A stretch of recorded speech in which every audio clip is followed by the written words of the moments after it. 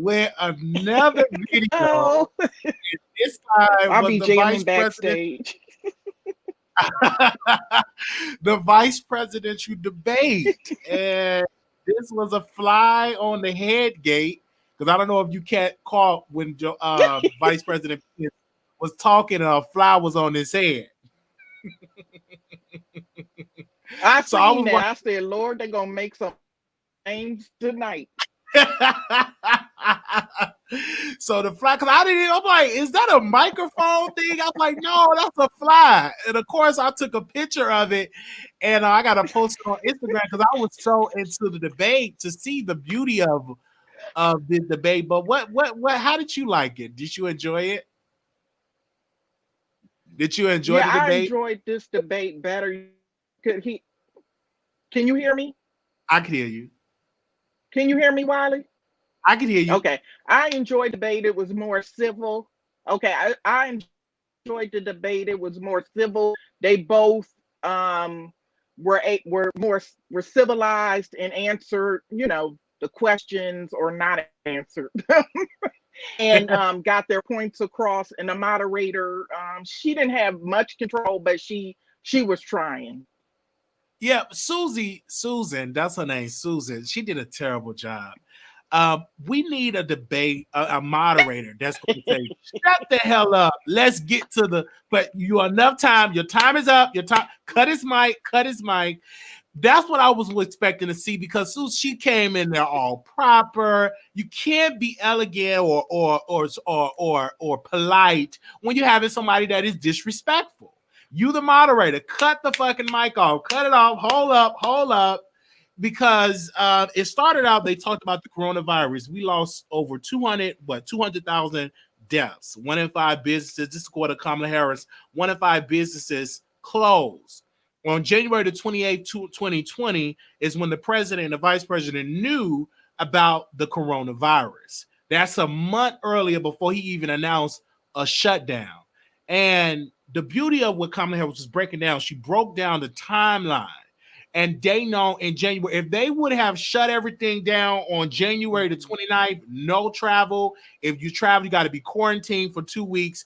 We will be just opening up now. And we probably would have had a vaccine. We would have been flattening the curve, as they say. So I enjoyed the fact that she gave us a timeline when it's concerning this coronavirus. Because when she told that, I was like, yes, we need the date when it first started. And Vice President Pence, he's on the task force. But to me, he was very calm, but he was lying his tail off in a very calm, subtle voice. He never raised his voice, but in that low voice, he sure was lying. And he kept saying, we suspended all travel. That's a lie. You still allow American citizens to come to the country and say, well, y'all got to quarantine for 14 days. Y'all, come on, just quarantine. No. If you're suspending travel, they should have had a place to put all the people that travel for all these places. They had to stay there for 14 days, get massive testing, then allow them to go home. But that's what they should have did back in January 28th, back when they first got the information. Because I've heard from people that they got the information back in December. So Kamala Harris said January 28th, but we all know they have gotten the information earlier before the media. So what do you have to say when they first opened up? How do you think they? Blue Skies, you there? What happened? I think she put her headphones in. Give me a Sorry. second. Okay, I Okay, don't know why no. I can't hear you. Oh, I what? can't hear Come back you. on. Okay, let me tell her to click back on. Maybe Let she me got to leave click and back. come back in, I guess. Okay. And I love the fact, and don't get me wrong, when we were looking at this debate, I was taking like my notes. Everybody should know that Vice President Pence is ahead. He is a part of the coronavirus response team. So his job to tell the American people what is about that. When it comes to coronavirus, Trump and Pence, they did a terrible job. They did a piss poor job when it concerning the coronavirus. virus. They did not handle this situation right. To the 80-some people that are watching this, when it comes to coronavirus, to those people that have lost their loved ones due to coronavirus, know that they have done a terrible job. When you have people that are in nursing homes that couldn't see their loved ones right then and there when their loved ones have died and they couldn't allow to come inside those rooms, that's a very, very valid point. And I wish that Kamala Harris would have, brought up the nursing home piece, because it's a lot of people that were in nursing homes that died by themselves. A lot of people have died by themselves in hospital rooms. I wish that she would have told the story on that. But her first opening up with that was just very, very awesome. And then, of course, the vice president was saying they're in our thoughts and our prayers. But when you are a government worker, not just your prayers, what is your action when it comes towards About that. the virus? Can you hear me now? Yeah, my iPods were messing up. Okay. So it's about the coronavirus. If Trump and Pence, if they lose, it will be because of the coronavirus. It will be because of their failure and their response of that. If they lose, that will be one of the reasons.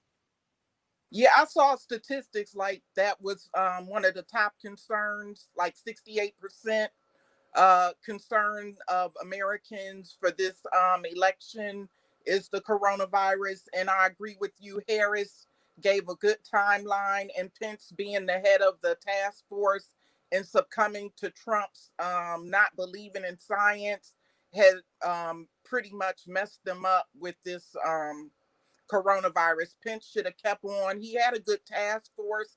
He did start off strong with his task force, but he let Trump get in it and meddle with it, and it went off the rails.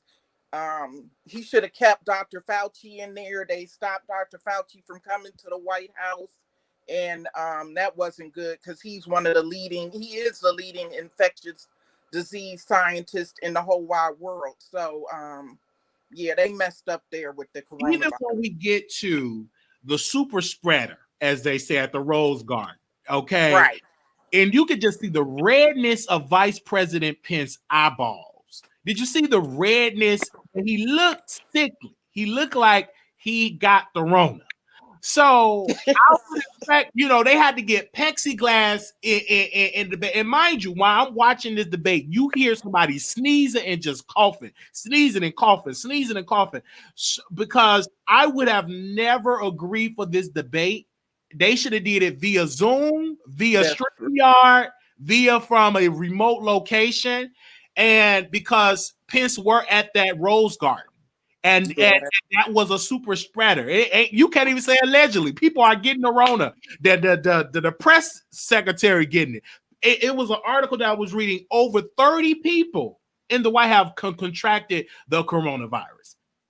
And then there's Republicans in the Senate. I forgot the guy's name. He got the coronavirus, and 2 of his staffers got it, but they don't want to do any contact tracing, and they don't want to tell anybody anything about them having it. And that Rose Garden, nobody had on a mask. Pence in the front seat, that was bad for him. I mean, I don't know where their minds are, what they're thinking, but that was really bad. And that was a big super spreader event. And they didn't even announce how many Secret Service agents probably contracted that. And the point that I would have gotten on, this ain't no time to be nice. I would have said the president, while in the hospital, get in a vehicle, putting the Secret Service agents at risk just to wave this man sick. He got the Rona. Just to put him in the car, just to wave his hand. You're putting those men and women and their families at risk. Trump looked really insane, smashed up in that car like a hot stuffed pepper, waving at the people down Rockville Pike. That looked crazy. But Pence ain't really answered the question on the Rose Garden. No, he didn't really answer. No, he didn't answer the question. What can he say? He keeps talking about we putting the trust in American people. No, you lied to the American people. You need to respect American people by telling the truth. And I love that response that Kamala Harris responded. because you got in there, not ran the mask. And the thing about it is the attack acts right themselves. When the last debate, when Trump made fun of Biden with the mask, look, he got all over and say, it's so much they can make an attack ad. They need to have them attack ads running everywhere because it was a super spreader. When he bring up super predators, bring up at the Rose Garden, not only Rose, but that Rona was running rapid in the Rose Garden. Right. But And Kamala Harris, I was surprised. She's very smooth. She kind of reminds you of your auntie, and she would smile when he was saying stuff, and she would just wait. She would jot down her little notes, and he looked ashen and kind of gray, no color to his face or anything. I always look at the person's physical aspect of them too. But we don't know if he had a coronavirus. We don't know. We know that his wife came up on the stage after without a mask on. Without a mask. And Kamala's husband came with a mask. With a mask. They're so disrespectful. They're very disrespectful. And that you see when it comes to that, and I'm looking at when she brought up her mother. She said, my mother came to the country at 19. Oh, I think she said that. Did she say 25? Oh, no, she was 19. 25. To 25 years old. And I love the fact how she bringing up working hard with the first woman DA, and then she was the Attorney General of California. She brought up her resume. And I knew that her as an Attorney General or as a district attorney, her record was going to be brought up. But I love the fact how she handled it. But before we even get to that, they talked about Trump taxes, $750. I thought it was $750 million. But when they said $750, if that's how much he paid in federal tax, that's less than what I paid. Yeah, $750. That to me, but again, is Trump the problem or the system? The system is the problem. Yeah. Well, the system, because they're supposed to be auditing his taxes, and it's taking them so long to audit. If they came to audit our taxes, they'd be at our front door tomorrow. They'll put a lien out. I owe a little something. They say, oh, we're going to put a lien.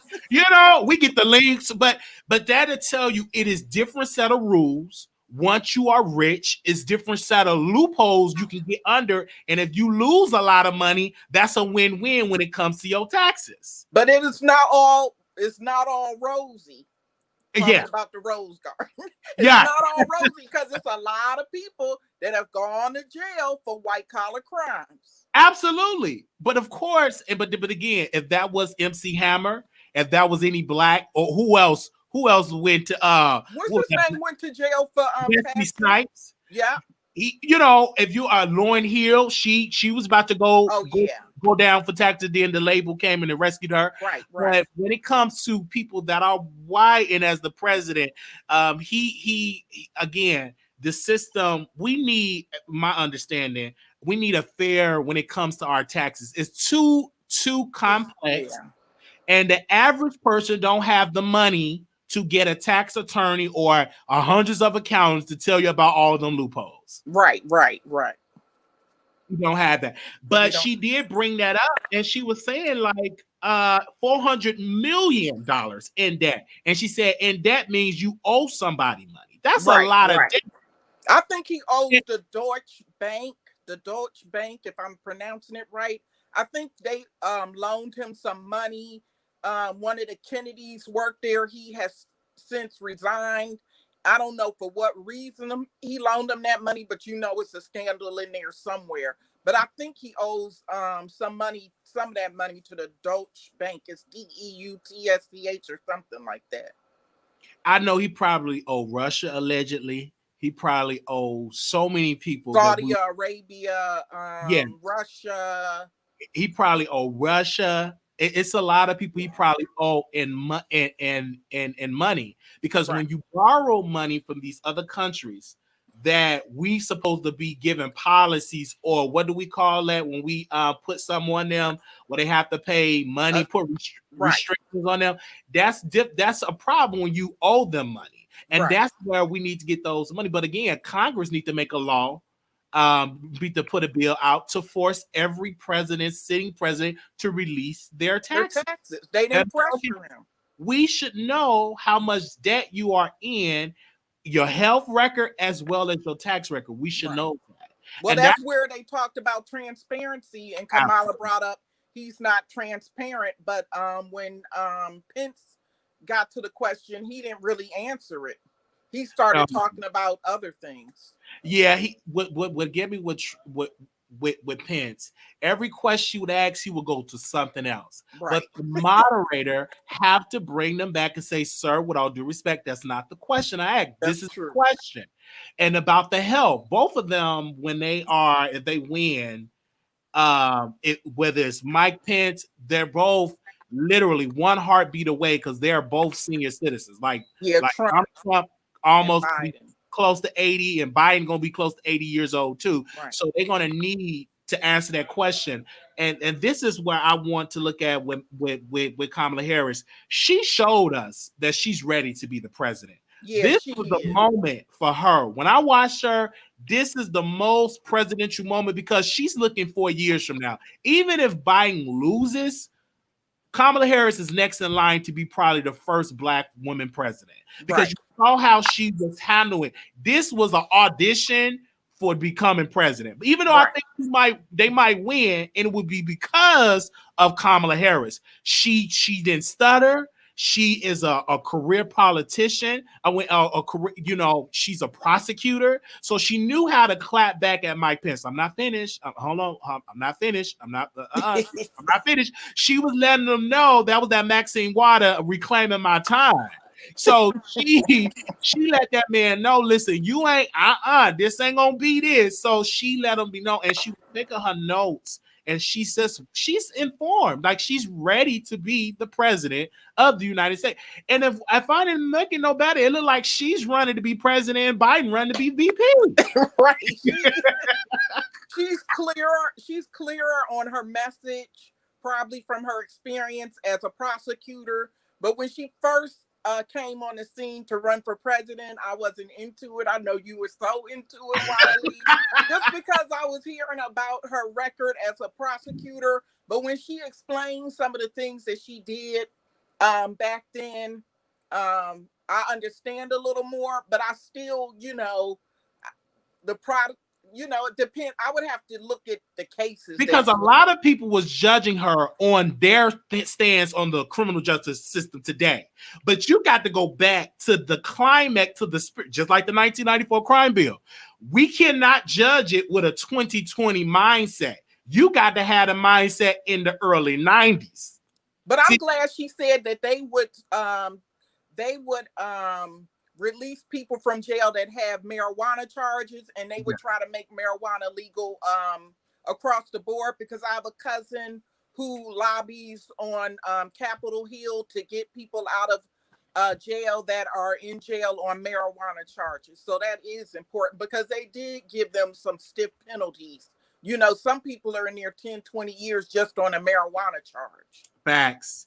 And then this is what it is if they do legalize marijuana like they did in Illinois, to make sure African Americans get to own dispensaries, so they don't be out here not getting a coup of the money. Because my cousin owns a dispensary. He has a huge marijuana farm. He brought his brother.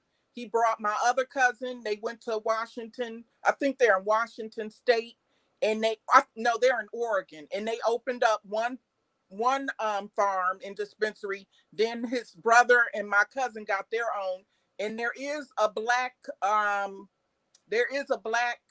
group that deals with getting minorities into the marijuana business. My cousin is a big leader in that.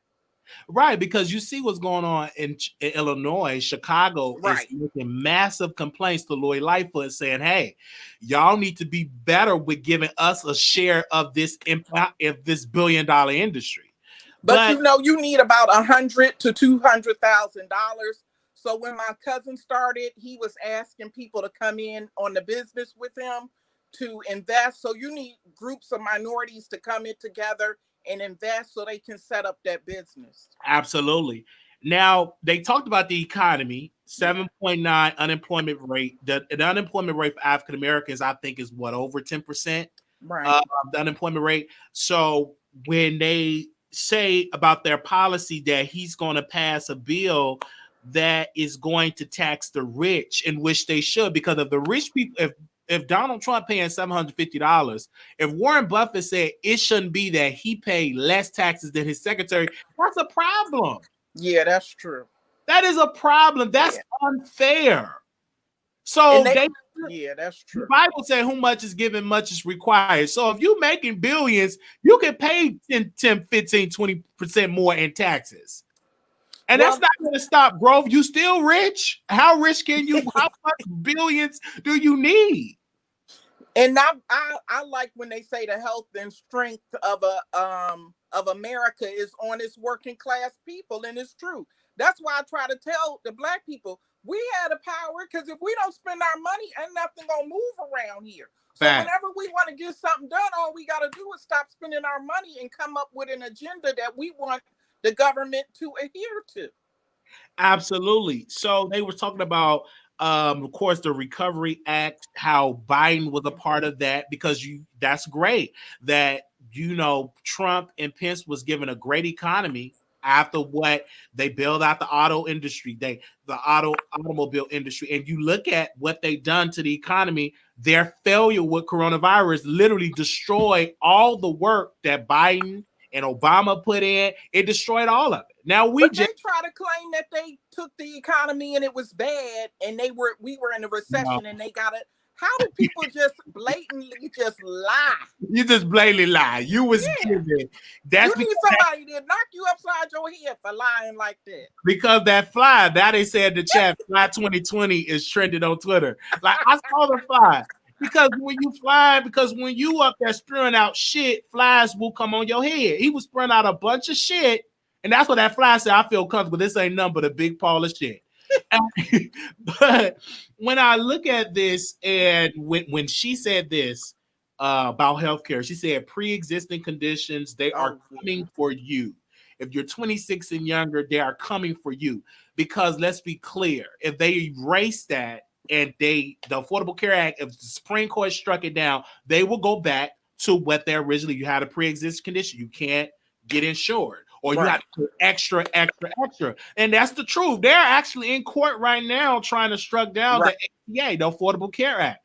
And if you're 26 and under, when my son was in high school, in college, Obama was the president. I was able to keep him on my insurance up until he was 26.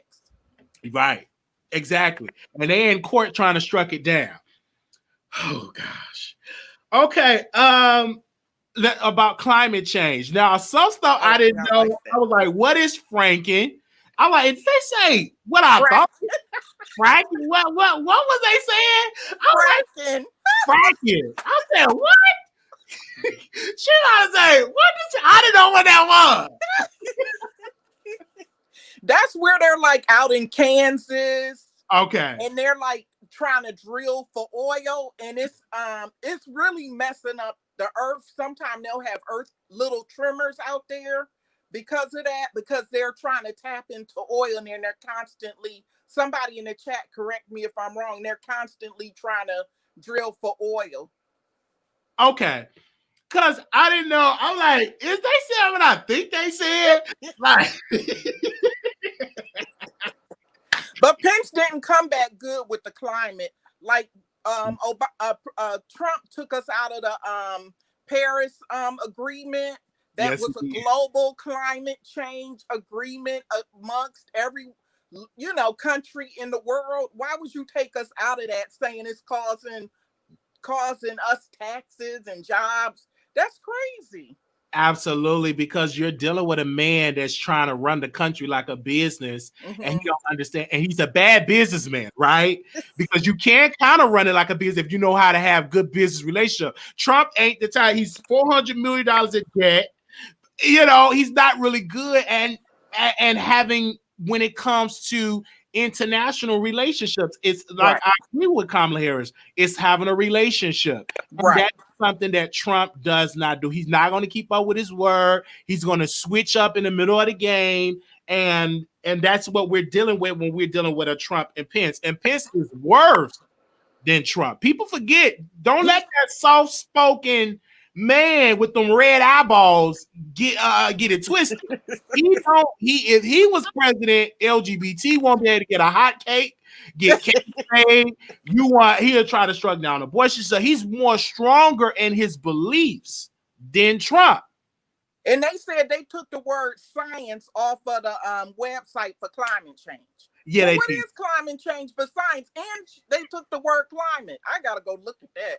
If they did that, that is just foolishness. Oh gosh, it's really crazy. And because the West Coast is burning up. Like they be having the West Coast be on fire, baby. Did you see that when Timothy Bland went live and it was like oh yeah. Look how it was dusty or something. It looked weird. I'm like, what? And he stayed in San Francisco and it was really bad. It was really bad when it comes to that. I love the fact where she got to talk about the trade war with China. It didn't work. We lost that war. And I'm glad Kamala Harris said Trump thought he was going to play China and he didn't know how deep China is. And they started to clap back. And who lost? The farmers lost. Yeah, that was sad for the farmers. The farmers lost because you thought China was going to sit there. China got a lot of power to push, and they pushed China button. They would have never pushed that button if Trump wouldn't start acting like, we need to be tough on China. Well, you can't be China tough. Making everything. Right. You cannot be tough on China when China have been our number one distributor for decades. They let that happen over many years. Decades since what? Back to the 70s and 60s. The 70s, right. Yeah. So you cannot, when you had a country that was, they got the leg up, but you're dealing with Trump that don't listen to his advisors. Right. He try to do it his way. And Kamala at that time, she brought up the obsession he had with Obama and Biden's. With Obama as the president. I'm glad she brought that up. He does have an assumption. And then she talked about how they got rid of the center they had in the White House for pandemics. Absolutely, it's really sad.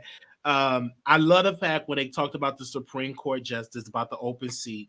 Oh yeah, she brought up and did a history lesson. 1864, 27 days. This Abraham Lincoln up. He says, "Let the American people decide."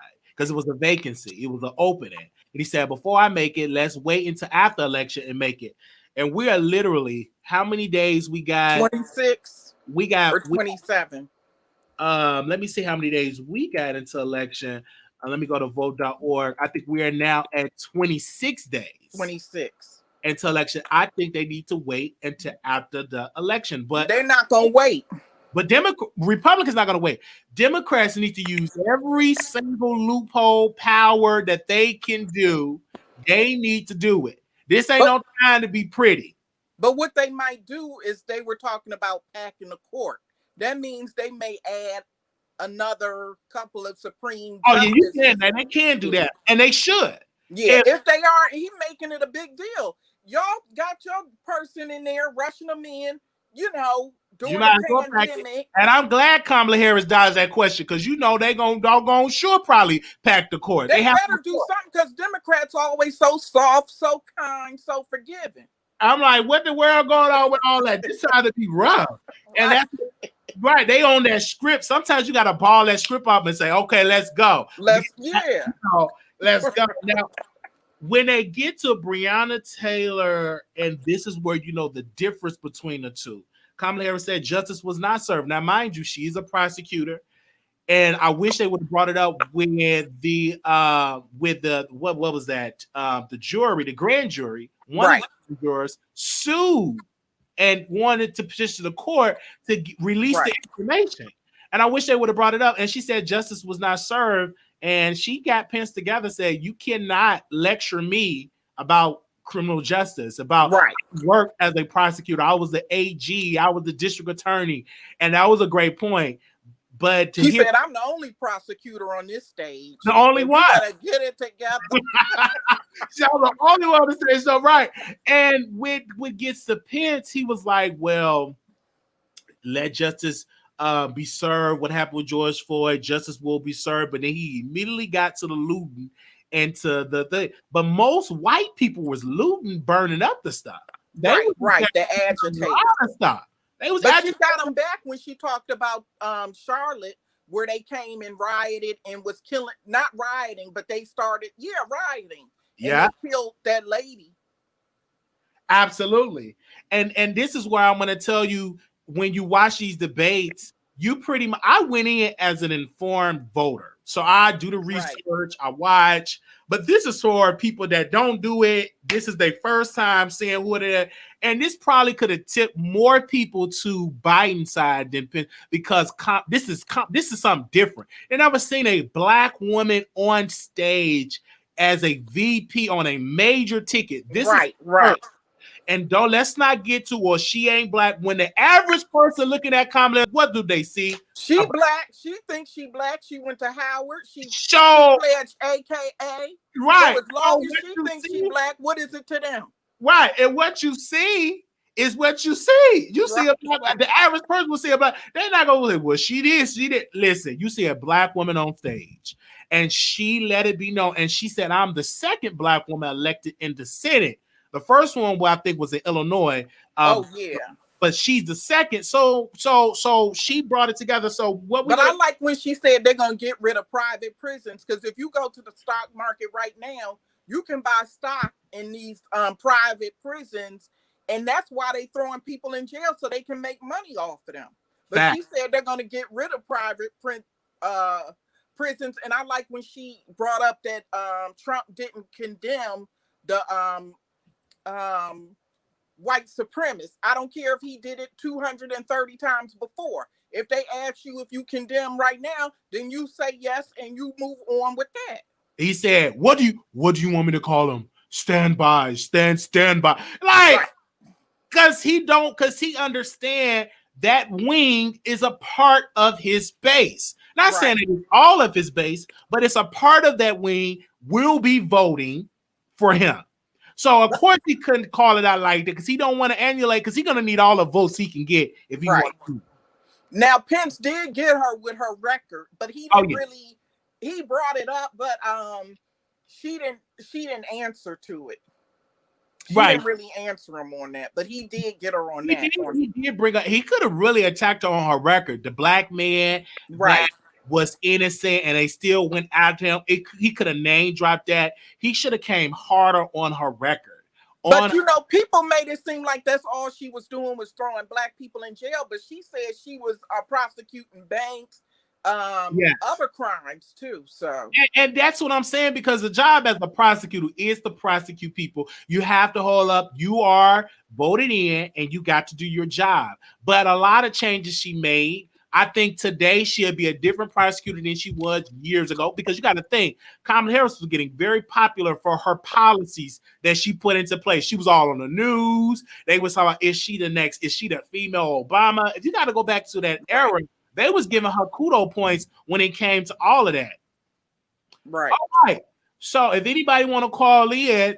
What about the peaceful transfer of power? Oh, yes. Let's get to a peaceful transfer of power. Let's get to that. What you got to say about that? Well, Pence sounded like Trump on that. And Kamala was like, we're just going to go by what the people do. She told them to go vote. We're to go get voting information. And then she ran down all the Republicans that are supporting the Biden campaign. Yes, she did. Top Republicans too. Absolutely, she did definitely do that.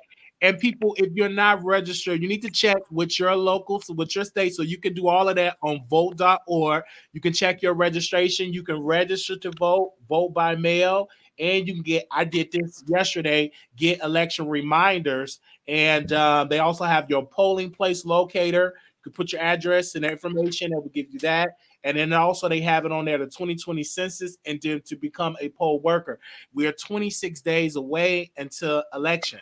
And so the information is out there. Now, some places the deadline have came, so it all depends upon where you live. This is not a one state fit all. It is a state by state decision. You might live in a state where the deadline is next week. So you need to go check and go to vote.org. That's the site that I use. So, and I just checked my registration. And in Harris County, Texas, since they shut down 11 to 12 ballot drop-offs, LeBron James, and I don't know if it's with Lyft, but LeBron James and also Lyft is offering free rides to drop off your ballot. So just Google that.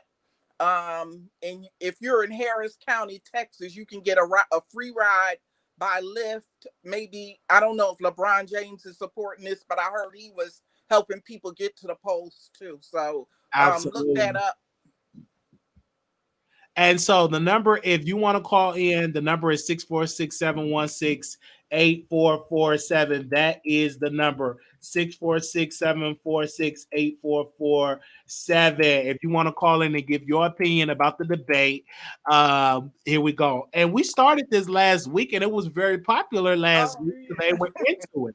And because I want to be into this, because this is going to birth something either one day running for office, and you see this every day.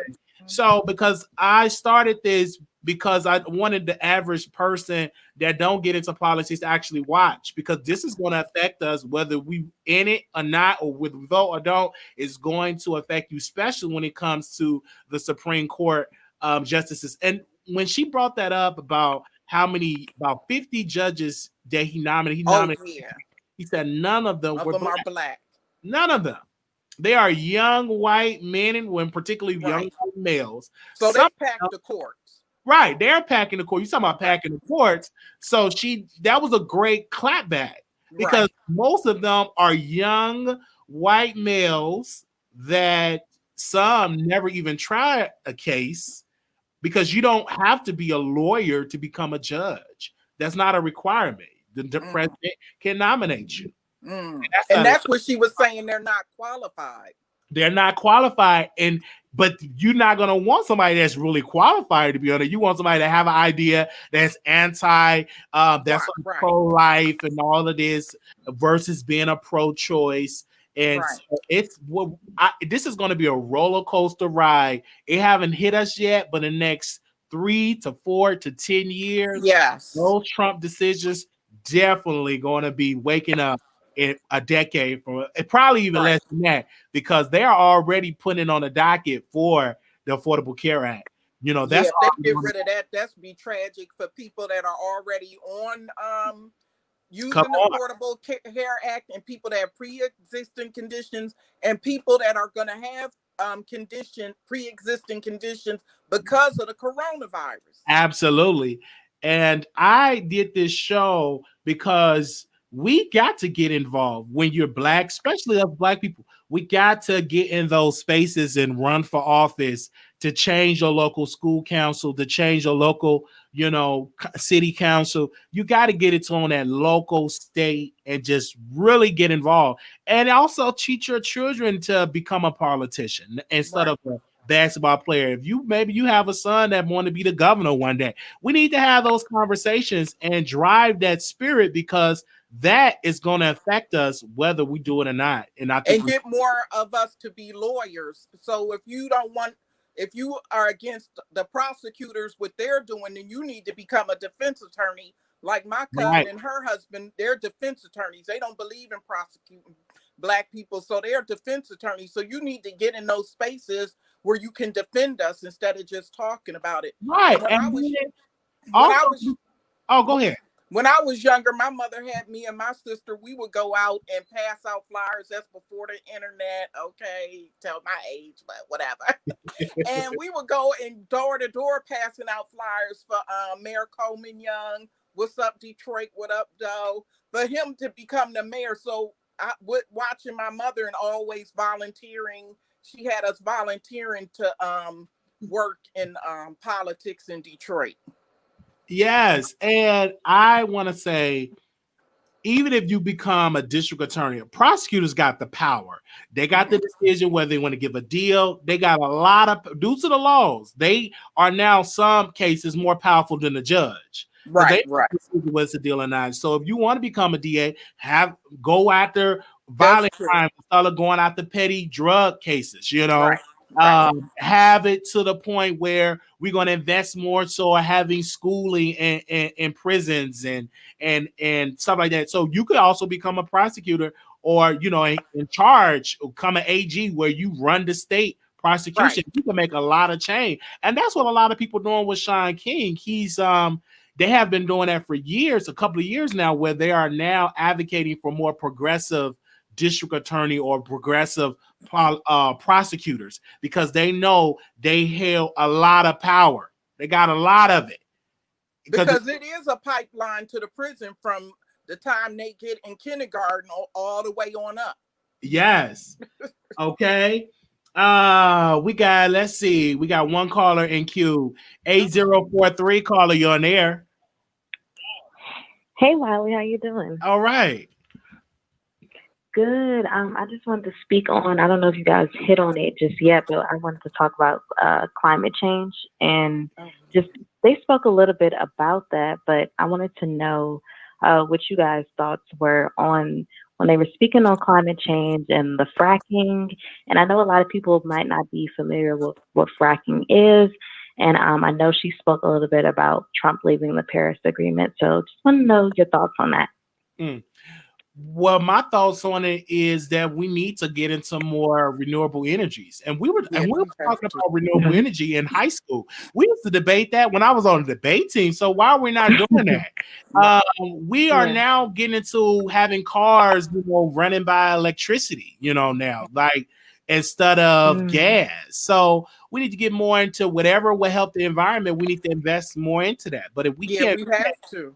If we got a president that don't believe in climate change, that have an outdated I really love that point when they were talking about science versus, a person who believes in science that, doesn't. And I don't think that also with, when it comes to Pence, he was talking about racism and he was talking about, the other side. And it kind of seemed like when he was talking about, Breonna Taylor, and when they brought that up, that it wasn't, cohesive. And he was just kind of spewing out what he thought we wanted to hear. Like, we all have family members who are in like police force or Secret Service and things like that. But at the same time, we don't wish bad upon them, but we do want people to not be racist or not be prejudiced. So I want to know your thoughts on that as well.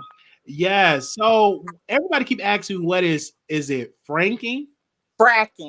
Fracking is a highly debated environmental and political issue. Advocates insist it is a safe source of clean energy. Critics, however, claim fracking can destroy drinking water supplies, pollute the air, contribute to greenhouse gases, and that causes global warming.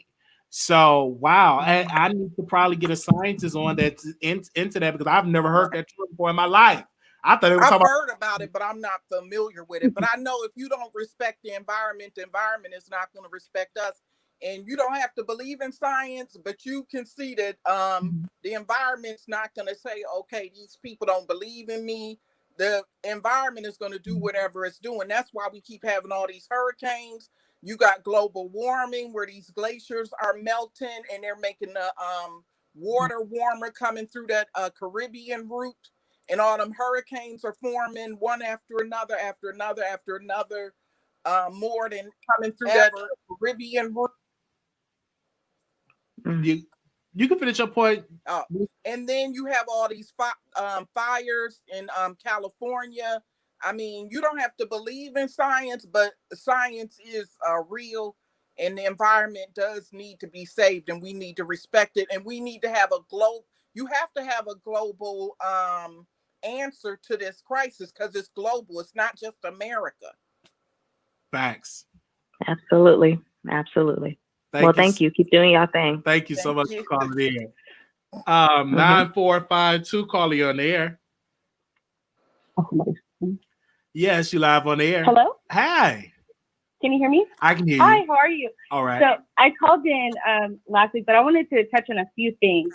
So the first thing is, I find it interesting that Pence and Trump want to completely divert the Constitution to elect a Supreme Court position. We know that the Constitution was built on choice. They felt that the people were smart enough to make their own choices. And we've seen this same theme of, we're going to do what we want. We don't care about the American people, what they think.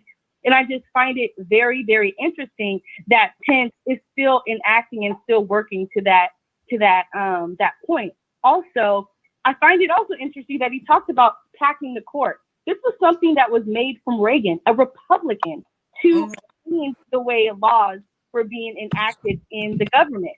So these are bills and reform bills that the Republican Party have made, but yet you're worried about Democrats packing the court. They're playing this cat and mouse game. And I love the point where she said, but nobody black has been appointed. And he was quiet. I was like, are we going to say anything? Is there any questions? Are you going to rebuttal that? Because they know that they want to push the vote. They want to talk about the Electoral College, things that have been placed to prohibit black people from voting. So it's like, it was a mess. And I do appreciate that Kamala was very strong. And I found it interesting he didn't attack her record with the black vote, knowing some of the laws that she implemented as prosecutor. So that's all I had to say. I just thought it was very interesting. I don't know if you guys have any comments. No, I find it interesting because he can't defend it because he already know that it's the truth. They doing it for their own race of people. And what the Republicans, they're about power. They don't care if they said during Obama, we should wait after the election. They're not going to help with that same principle. They don't care. What they care about is getting those judges elected. I mean, getting them on that lifetime appointment because they noticed during the civil rights era, man, what was going on? How did these black people get all these rights? It was because the courts stepped in. Supreme Court, Brown versus Education. If you get into the court with interracial marriage, the Supreme Court got into that. The Supreme Court also got into marriage. Yeah, got into jury selection about that. So they understand that the real power is with the courts. The judicial system can really help suppress the black vote when it comes to it's going to be a lot. And they understand that power is in the courtroom. Because that's why a lot of us black people got the rights that we got because of the courts. Right. Gay marriage. Exactly. And it was so interesting for Pence to try to cut Harris off when she was talking about Abraham Lincoln. And she's trying to make a point that when Roger Taney died in 1864, Abraham Lincoln knew, yes, I'm going up to another election, but the people have to make that decision. I can't make a decision or push a decision at the interest of myself. And that's where we are now. We have a president who is pushing an agenda at the interest of himself. He has bootlickers such as Candace Owens and all these other people pushing his agenda when we are still in the national pandemic that he knew about in January. Okay, when he got COVID, now it's COVID. It used to be the Chinese disease until he got it. And now he's miraculously healed by taking the medicine that he wants to push by a company he's getting money from. So it's a mess. And well, they blame China. Vice President Prince blamed China. He said China is the blame. Yeah. He's to blame for not getting it under control in America or it would have got in because of international travel. But he's to blame for not getting it under control before he even hit the border. He's to blame for that. Yeah. And he's to blame for taking those scientists out of China when they were watching them and what they were doing over there. They could have gave us a heads up. But he dismantled all that Obama had put in place. Yeah. And he refuses to admit the fact he refuses to admit the fact that, Obama, this could have happened with Ebola. It could have very well happened. Right. But he had a plan in place. And that's where Trump needs to understand. And just seeing them on the stage, I'm just like, it's just like, if people don't see it, I think we can't tell you at this point. Right. But I was undecided. I was very proud that there was a Black woman on that stage, and I really do hope that she's able to pull through. But Thank you, Wiley. Thanks for this. It was awesome. Thank you. All right. So that was our coverage of the debate. I also added to the title. I'm gonna step out when you get to the mess. Okay. I don't need the people coming after me.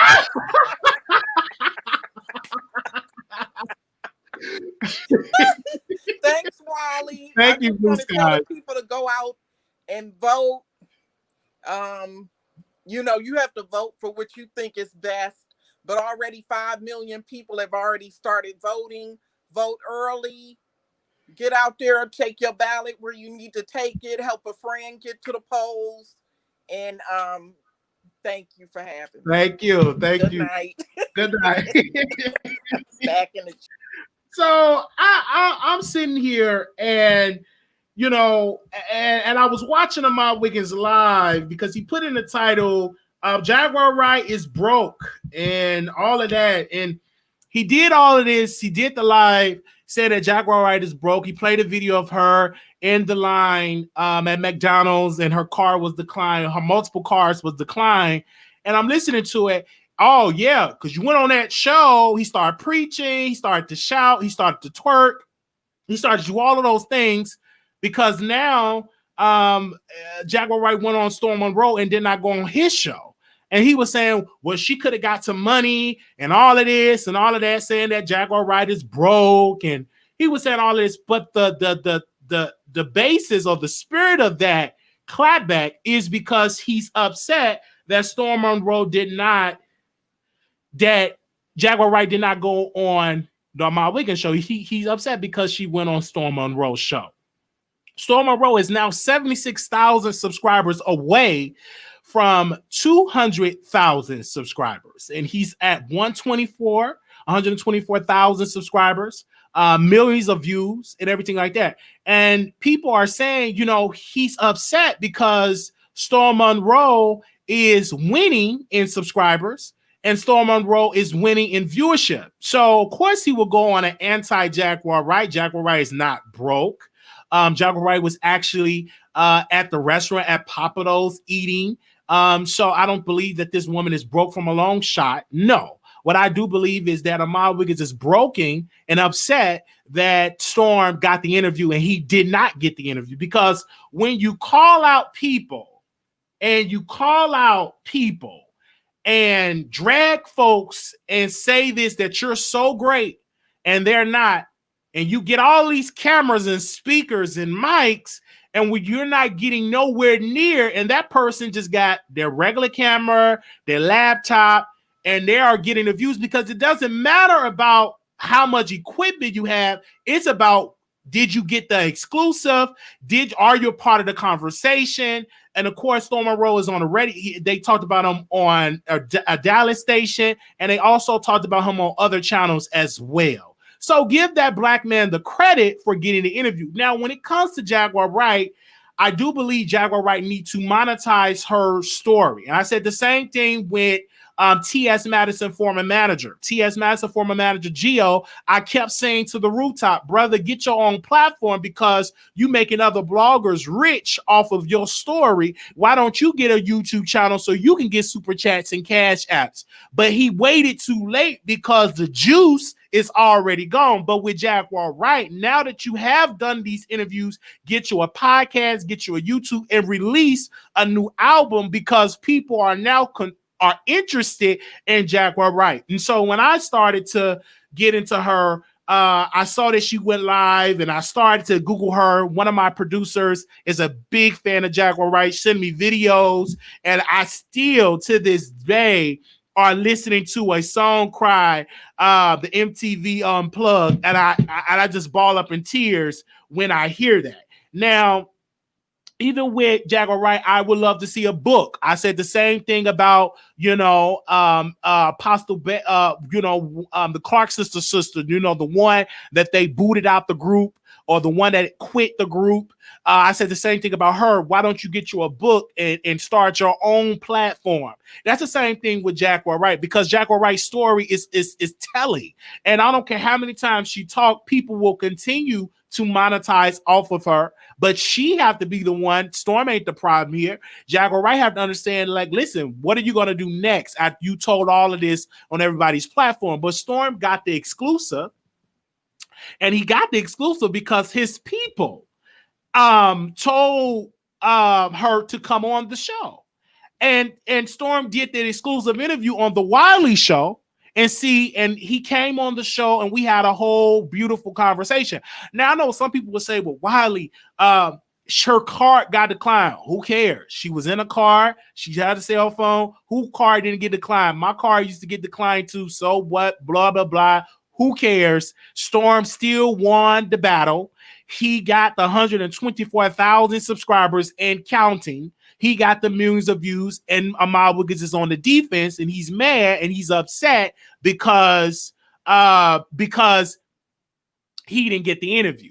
And that's where you see it. You hear it in his voice. He gets so upset because now people is said in the comments, well, Storm is winning. You're mad at Storm. He literally said, let me take it off the regular chat and let me put it on the membership chat, because the people in the comments were saying the only reason why you're saying this is because Jaguar Wright told you no and went on Storm Monroe show. So what did he do? He said, let me take it from the regular chat and let me put it into the membership chat. So because I don't want to hear the criticism of what people are talking about. And over here, we're not afraid to have these conversations. I never was afraid of it. I'm not jealous. I'm just sitting here having a conversation. Since you made a title that Jaguar Wright is broke, I think that Ahmad Wiggins have a broken spirit because Storm Monroe got the interview and he did not get the interview. That is what I personally believe. I believe his spirit is broken. His ego is broken because Storm got the interview. And what played it in this part is that Ahmad was so critical of Storm. He was so critical of that brother, and he dissed that brother, and that brother won and continued to win. And he can't even necessarily blame Tasha. It's because of the success of Storm and it making Ahmad look bad. They're like, why are you hating? Why are you upset, man? He still got the interview. That ain't making Storm card didn't get declined. You talking about Jaguar where only thing you're doing is continue to help Storm get the questions and get the interview. And that's going to drive people to Storm Monroe videos. That's going to continue for them to get definitely ratings. So I would love to see my dear sister Jaguar write a book and tell her story. I don't care. It could be 88 chapters. I'm going to be right there at Barnes & Noble getting that book, okay? I'm going to be right there getting that book and everything. And I'm just going to be right there buying it. Let that book come out now. I'll be right there picking it up, and I'll be right there. Let her come out with a documentary. I'll be right there getting out a documentary. And people is saying it's fake views. No, if you look at the comments, if you look at the engagements are high. Even when you do a live stream, you got all of them people commenting. People are sharing. People are talking about Storm Monroe. The neighborhood talk just posted Storm Monroe on yesterday. So this brother is winning, and let's be happy for his win. Ahmad Wiggins is winning too. He's a little stagnated right now, a little stuck in the 90,000 bracket, but he will get there. He would just have to get the right formula, the right spirit. Maybe he'll do some reaction videos. Maybe he can just talk to Daytime Tea Time Candace. Maybe she can help him. Maybe they can go to another pool party with Erica Banks. I don't know, but he's a little stuck in the 90K bracket. Well, Wiley, you ain't nowhere near 90K. No, I will get there. I'm not that concerned. I never was on this channel. Hey, y'all, we need to get to 100. No. My spirit is I want the money. I want to be financially secure. You never heard me say I want to get to 100,000 subscribers. We all that. I always said I want to be financially secure because I've talked to people that went on to glory and they had to get a whole GoFundMe to when they had to get buried, and they had all the people on Facebook.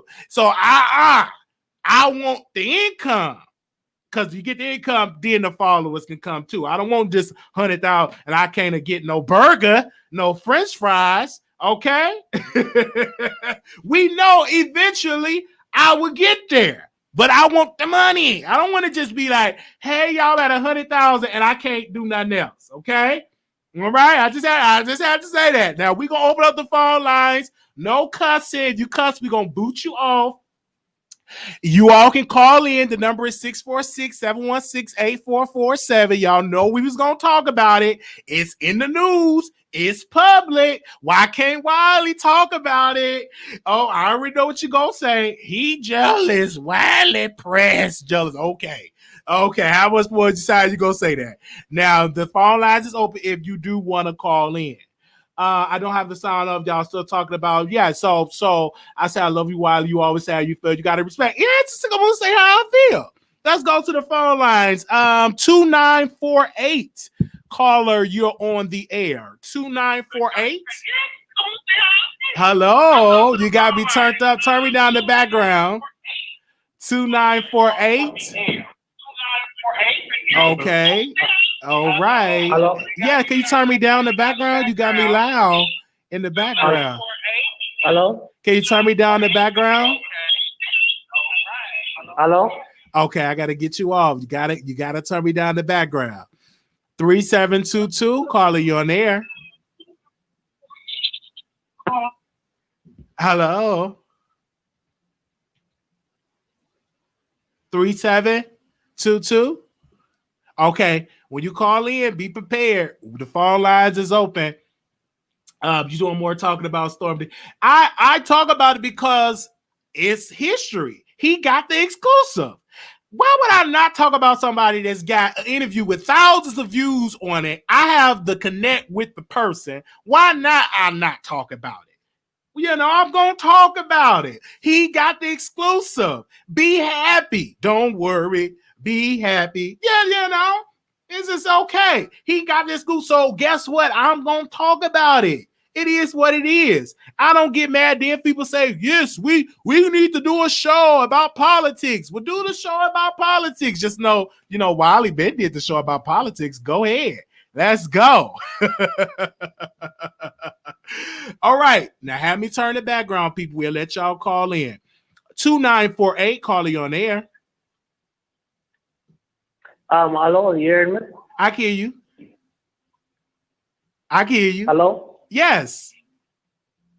Hello? Okay, I keep saying yes. You said keep saying hello. 3722, call you on air. Hey, can you turn me down the background? Okay, could you turn me down the background because I hear myself? I sure can. Hold on. Okay.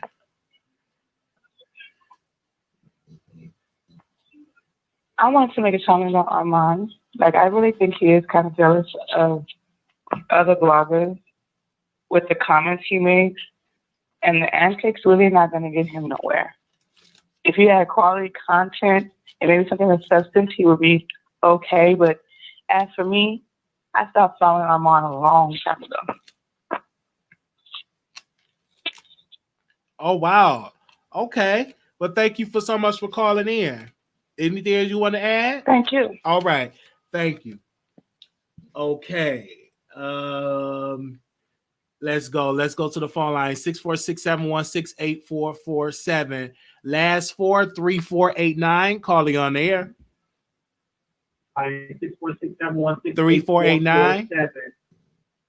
3489. Calling on the air. Okay. Wow. Yeah, can you turn me down the background? Go ahead. Wow. Yes, turn me down the background. What's up? How you doing? All right, go ahead. What's on your mind? What's up? How you doing? I'm doing all right.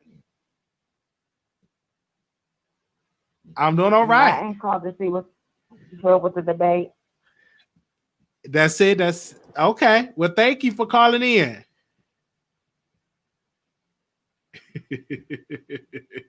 You got to have your thoughts together, callers. 9867, caller, you're on air. Hi, can you hear me? Yes, I can hear you. Go ahead, sister. Yes. So, this is Aitisha, and I follow Armand Wiggins, and I do feel like he is jealous of Storm Monroe and how quickly he moved forward in the numbers. And sometimes I don't like how Armand hates on other YouTube bloggers, but having this beef on YouTube is very entertaining. So I do follow a lot of people like who have like this little black YouTuber beef that's been going on. You know, Camille Corner talks about Tasha K, And then after that, like daytime, tea time, and Armand Wiggins. So I'm just seeing how everything plays out to see if Armand, as well as daytime, tea time, will still remain friends. So, but I think he just needs to be happy and then learn the formula and the algorithm. All right. At this point. Thank you so very much, caller, for calling in. Okay. You're welcome. Thank you. And it is entertaining. I want to say to that caller, the beef is very entertaining. I'm entertained in discussing it because that's what the people want to hear. Okay. And we're happy. Okay. I'm happy. 6333, calling you on the air. Hello. Hi. Hi, Wiley. Hi. So this is, first of all, I just want to say that I just commend you.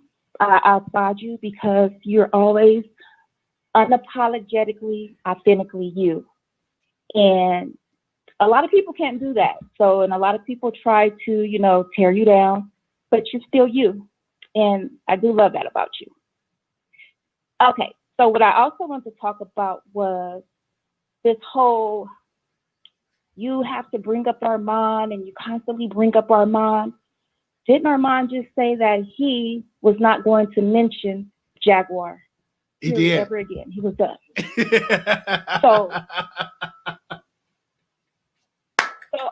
I'm a little confused about that because that was pretty much the bulk of his content. And again, like I said, I do watch Armand when I'm bored. When YouTube is dry, I go click and say, hey, let me find something to watch. So I'm just confused about that. And here's the thing, everybody's saying, oh, you Armand, that's all you talk about. You talk about what's in the YouTube top topics.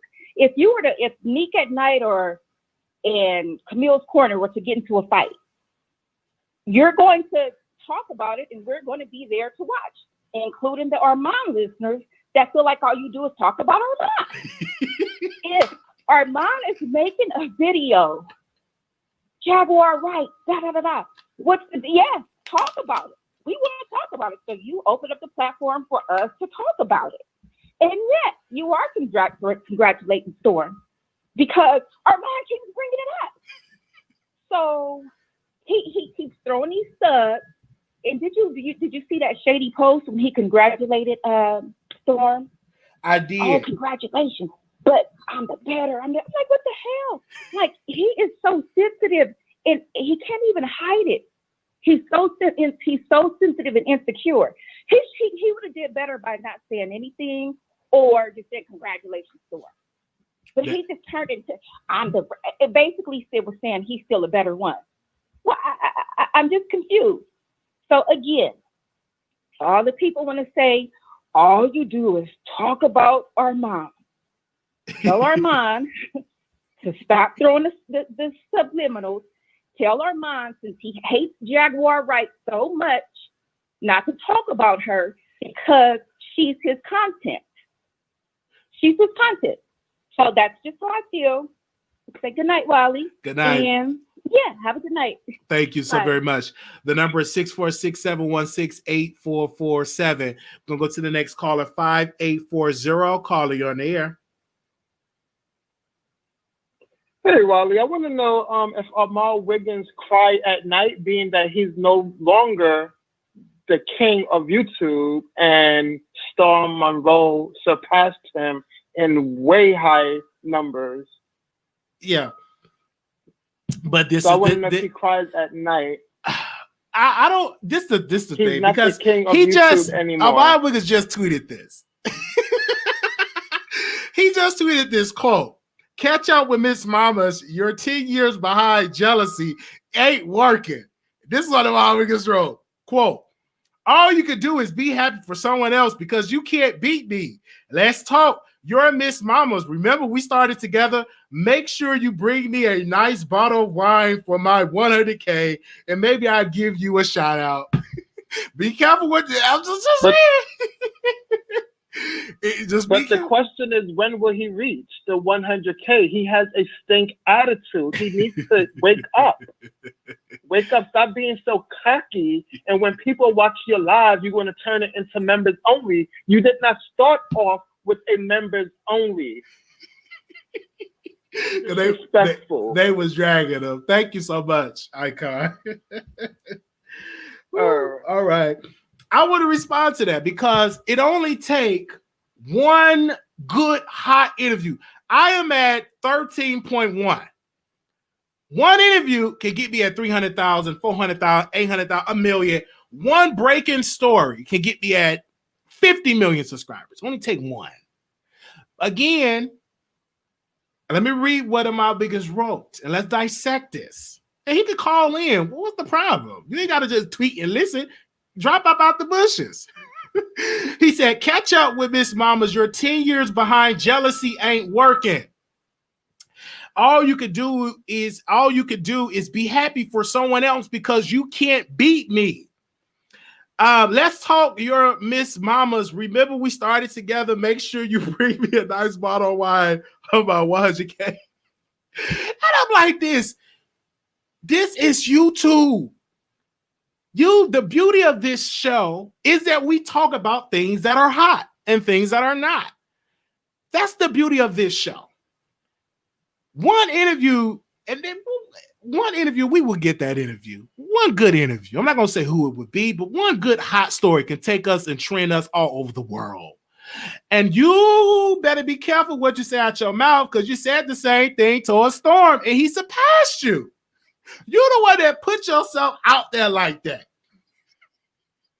This is YouTube where it's the beauty of this platform where you can talk and have love and share with the platform.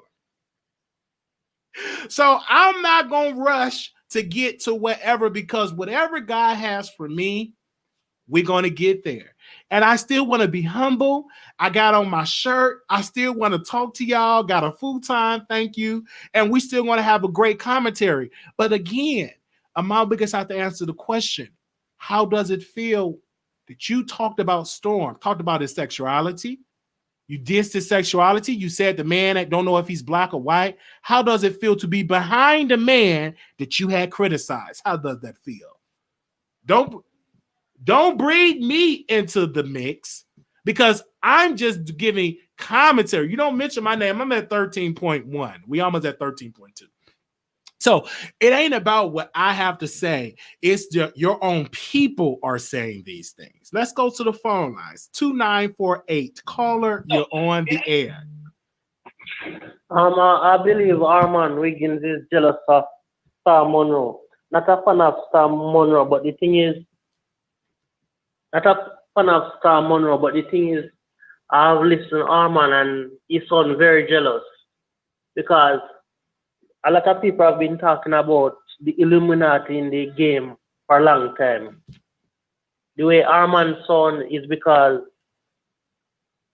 Storm passed the 100,000 subscribers. So Armand sounds very jealous and petty. I'm not a fan of Storm, but Armand is very jealous. I think he should go to Nick at Night because him and Nick at Night, they behave the same. They behave very jealous.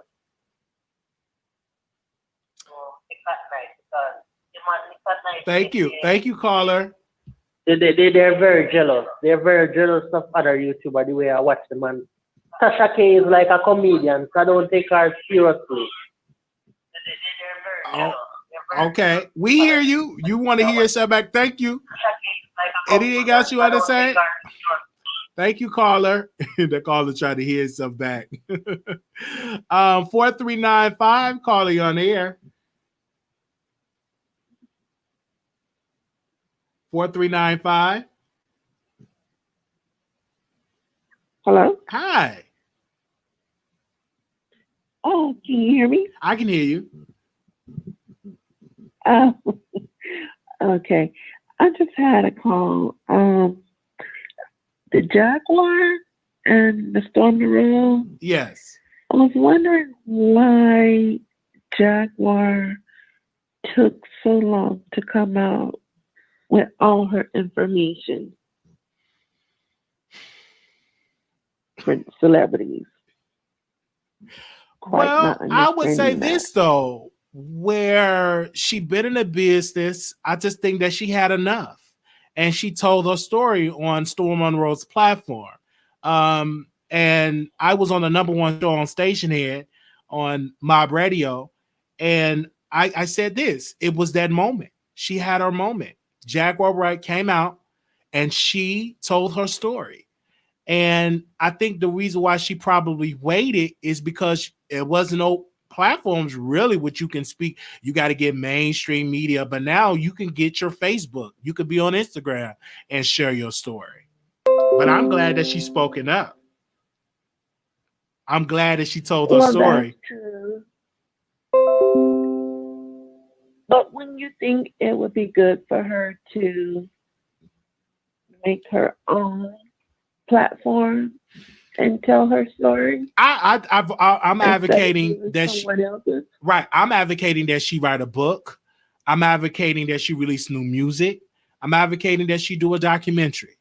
That's what I'm advocating for. But I'm glad she went on Storm Monroe's show, because people like myself and others that never heard of her, now when she do really drop her book, telling my story, the truth about Mary J. or Clyde Davis, we will be more interested, because now more people got to know her through to her rants and due to her interviews that she have done on Storm Monroe's channel. So if she re-drop a project now, she would get more money for it now, because more people know her now than they known her maybe a couple of weeks ago. That's true. That's true. Okay. Well, that's all I needed, Wiley. You have a blessed night. Thank you so very much. Okay. Let's gonna go to the phone line 6278. Carly on air. Hi, Wally, can you hear me? Yes, I can hear you. Hi. I was just calling because I think I heard Jaguar said that she was working on a song with Jill Scott Baby Daddy, allegedly. She did say that. Yeah, so she gonna get her coins. But I want to say about Amon, I really think he should just take time to focus on his craft and don't even worry about Storm or nobody else, like, because he is really talented. I used to watch him like a while ago, and he used to make me laugh and everything. But now it's like he has a spirit that's taking over, and it's like just out of control, and it's like, it's cringy. But I love you, Wally. Keep doing what you're doing, and you're going to get everything you deserve. Everything. Absolutely. Thank you so very much, caller. Thank you. You're welcome. Let's see. Anonymous, you live on the air. Hello. Hey. Can you hear me? I can hear you. Okay. Hey, Wiley, how you doing? I'm finally getting through. I'm so excited. Yes. I just want to say, first of all, I love your show. I love everything you're doing. Talk about whoever you want to talk about, because this is the Wiley Show. So do whatever you want to do. Also, about Armand, I just think it's really interesting that Armand put down Jaguar Wright so nastily. And the thing about that is, wasn't he crying about T.S. Madison not giving him Thanksgiving dinner, and he's talking about this woman not being able to afford food? That's nothing to make fun of somebody over. That was disgusting. And I don't understand how people really follow him or watch him like that. I just went to go see what y'all were talking about, because I follow what's going on through you guys. But I don't watch him like that. And I think that people really should stop supporting him, because it's really, really toxic. But this is the thing. I think he's very entertaining, number one. The question is, why are you so against Jaguar? Because she told him no. I think he have an issue of rejection. If you look at T.S. Madison and invite him to Thanksgiving dinner, he dragged T.S. Madison. He dragged that black woman because she told him no. He's currently dragging Jaguar Wright because Jaguar Wright told him no. He dragged Kaya because Kaya said no, don't use my content, and he dragged her. So he have an issue with black women that tell him no. He's not really good at dealing with rejection, especially when you think you're the hottest thing since sliced bread. When somebody tell you no, you don't know how to. He don't know how to deal with rejection. Mm-hmm. But but even if saying that he doesn't know how to deal with rejection and he's upset because people told him no. They told Jaguar Wright no in regard to her card. And so if he knows how that feels, then why go on a whole tirade making fun of this woman in her like time of need, like, you know, she was down and out for a moment. We don't know what was going on with her card like that, where he, you know, would put her down in that manner. That was utterly disgusting. He doesn't know what's going on with her, but because he has this issue of being told no in that moment, she was being told no. So he should know how that felt. Absolutely. And if he was that upset over Thanksgiving dinner, he should have some sort of compassion toward her and her egg McMuffin or whatever he said she was trying to get. You brought up a very good point about the Thanksgiving food, because people forget that he dragged T.S. Madison. I hope T.S. Madison realized that she got dragged all because she didn't invite him to Thanksgiving dinner. Mm-hmm. And so that's what I'm saying. Like, if he held on to that for so long, how in the world he gonna talk about this woman and her being declined on live in front of everybody? That was probably very humiliating for her. And so if he know how that felt in private, how do you think she felt in public? Mm-hmm. I feel you on that. So that's all I really wanted to say. I just thought of, you know, that was disgusting. And he better watch it, because karma is everything. You know what I'm saying? He is coming for Storm, and now Storm has surpassed him. And now he's making fun of Jaguar Wright and her not being able to afford food. He may be the next one not being able to afford anything. All right. Thank you so very much for calling in. Okay. And of course, Lamar Wiggins, he's watching us tonight, you guys. He said this quote: "Keep cheerleading. Hashtag catch up. Let's talk about your numbers." Or right. Good night. He said, let's talk about your numbers. Sir, my numbers are good. Our ratings are really, really great. We have 25,000 views that viewed our G-Status ATL Hustle interview with Roman, and also with the celebrity gossip blogger Tasha K. We also got 3,000 to 4,000 views, 5,000 views. Some of our videos getting 10,000, 25,000, and we're at 13.1. Our views were beating Ahmad Wiggins when he started to read cards. His audience jumped ship. So when we're talking about viewership, for our base, for us to be at 13.1 thousand, many people said we will never get to 13,000, and we at 13.1. But when I saw my brother struggling, reading those cards, and I saw each of those viewers leaving, jumping ship, I reached back and said, you know what, Ahmad Wiggins, my dear brother, stop reading the cards. Get back to celebrity gossip. We was the first blog that said it. And he listened to our advice, and now he's doing very well, because he tried to be the next Cleo Wiggins and sell crystals out of his backyard and etc. I told him to stop allowing your boyfriend to criticize content creators when he can't even show himself on camera. And immediately his boyfriend stopped commenting on Wiley, because I didn't understand that. Why comment on me if I can't see how you look? And see how you look, and see how your eyebrows look, and how your eyeballs look, etc. Wiley is a platform. We are in the best moment ever. We talked about celebrity gossip and politics. We interview Daytime Tea Time. We had Tasha K on the show. We interview Neek at Night. We interview powerful people. But our show is growing. It may not grow how you want it to grow, but I thank God that it's growing. Because I remember doing a Blog Talk Radio show 10 years ago, and I would say back on 2011, 21. Actually, I was 20 years old, because I didn't turn 21 until November 2011. But I started the show, and it was only about 1 or 2 people listening into the show. Only 1 or 2 listeners for a long time. And I gave up. So my story is different. Now I have 353 million people, and I'm the same Wiley I was back on Blog Talk Radio. It's because I stayed consistent. When I was on the hottest show on Station Head, which was my radio, and I love my sister. That sister is a beautiful Black woman, and I was on her show, #1 show in the country.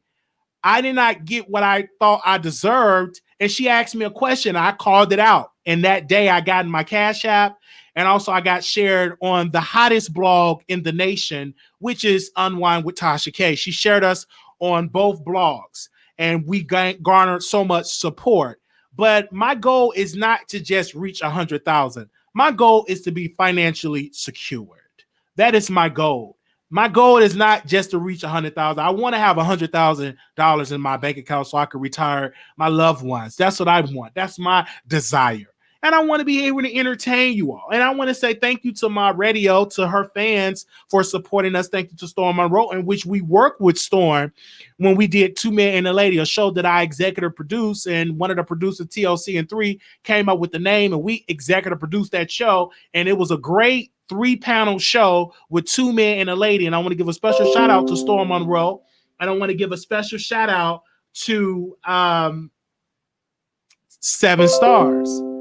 But when we look at a person that is at 13.1 and you look at somebody in 90,000 subscribers, now they're responding to somebody at 13,000 subscribers.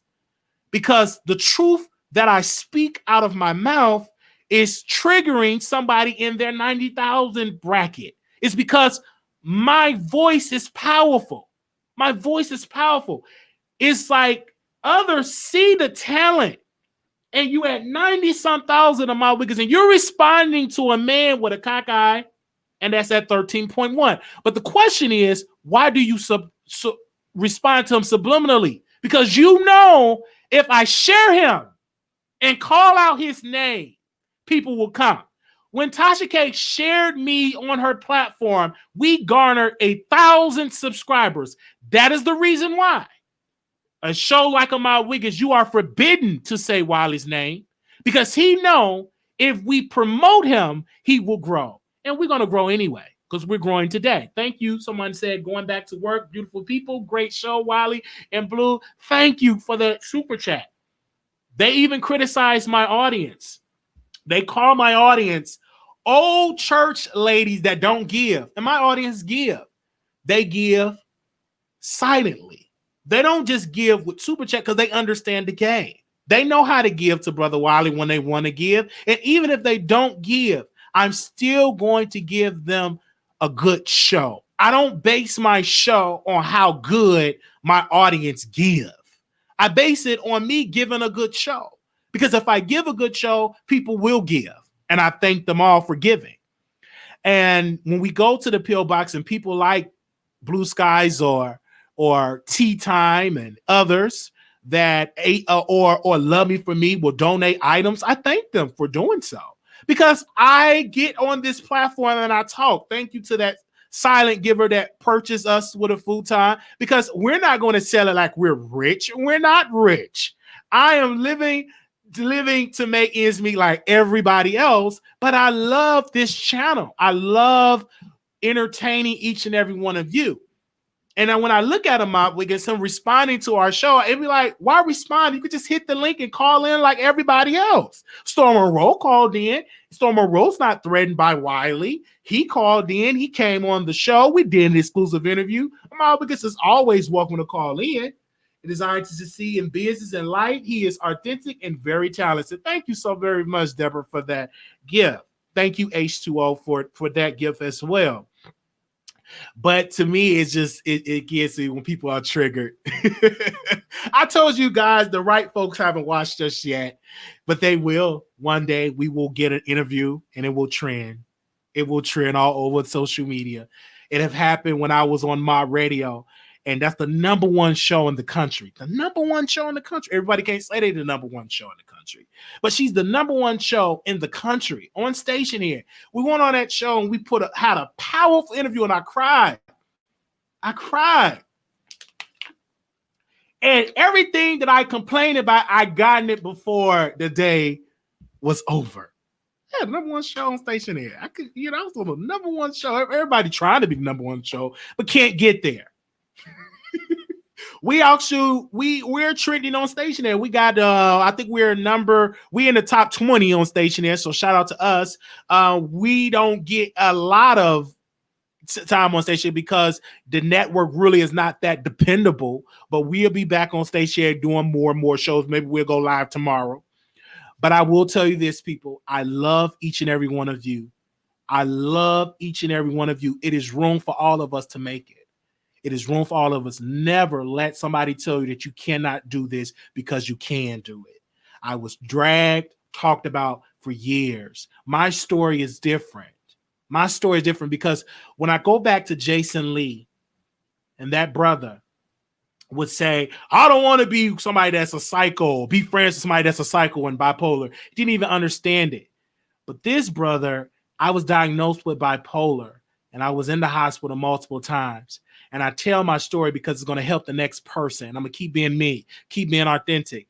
And I remember just a couple of days ago, I was having a mental health crisis. I was depressed. And because the meds thing wasn't right. I wasn't on the meds like I was supposed to be on the meds. And then I got back on the meds, talked to the people around my close advisors that don't spread my business in the street. And I contacted my psychiatrist and I got back on the meds and I'm doing quite well, by the way. Because I yet had to understand that I can no longer be off my meds because it's very ruthless that I can become. And I had to get back on there. And so I go and see my psychiatrist in the next couple of weeks. But I tell you all this, I shared the story and somebody else called in and said, Wiley, I'm having the same problem.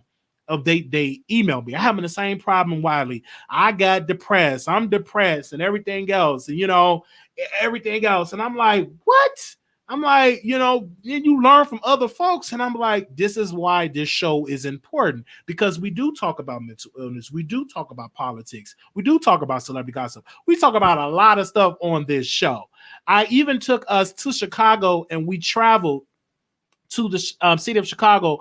And some of you all witnessed the broken relationship is with family and how broken my relationship is with many members of my family. And a big piece of that is because of being diagnosed with mental illness. And you all were there and y'all witnessed some things. And I recorded it and let y'all see the reaction. And this is why I will continue to be doing the show. But I'm different now because now I have a new family of people from all over the world. And I thank each and every one of you all. And I'm happy. I'm happy. I'm not happy every day. Some days I'm real, real sad. But today I had a good day. Okay. I'm not gonna get out here and say everything be on and popping because not every day everything be on and popping. But I want to say this to people that having doubts and that want to do a platform, do the platform. Don't give up.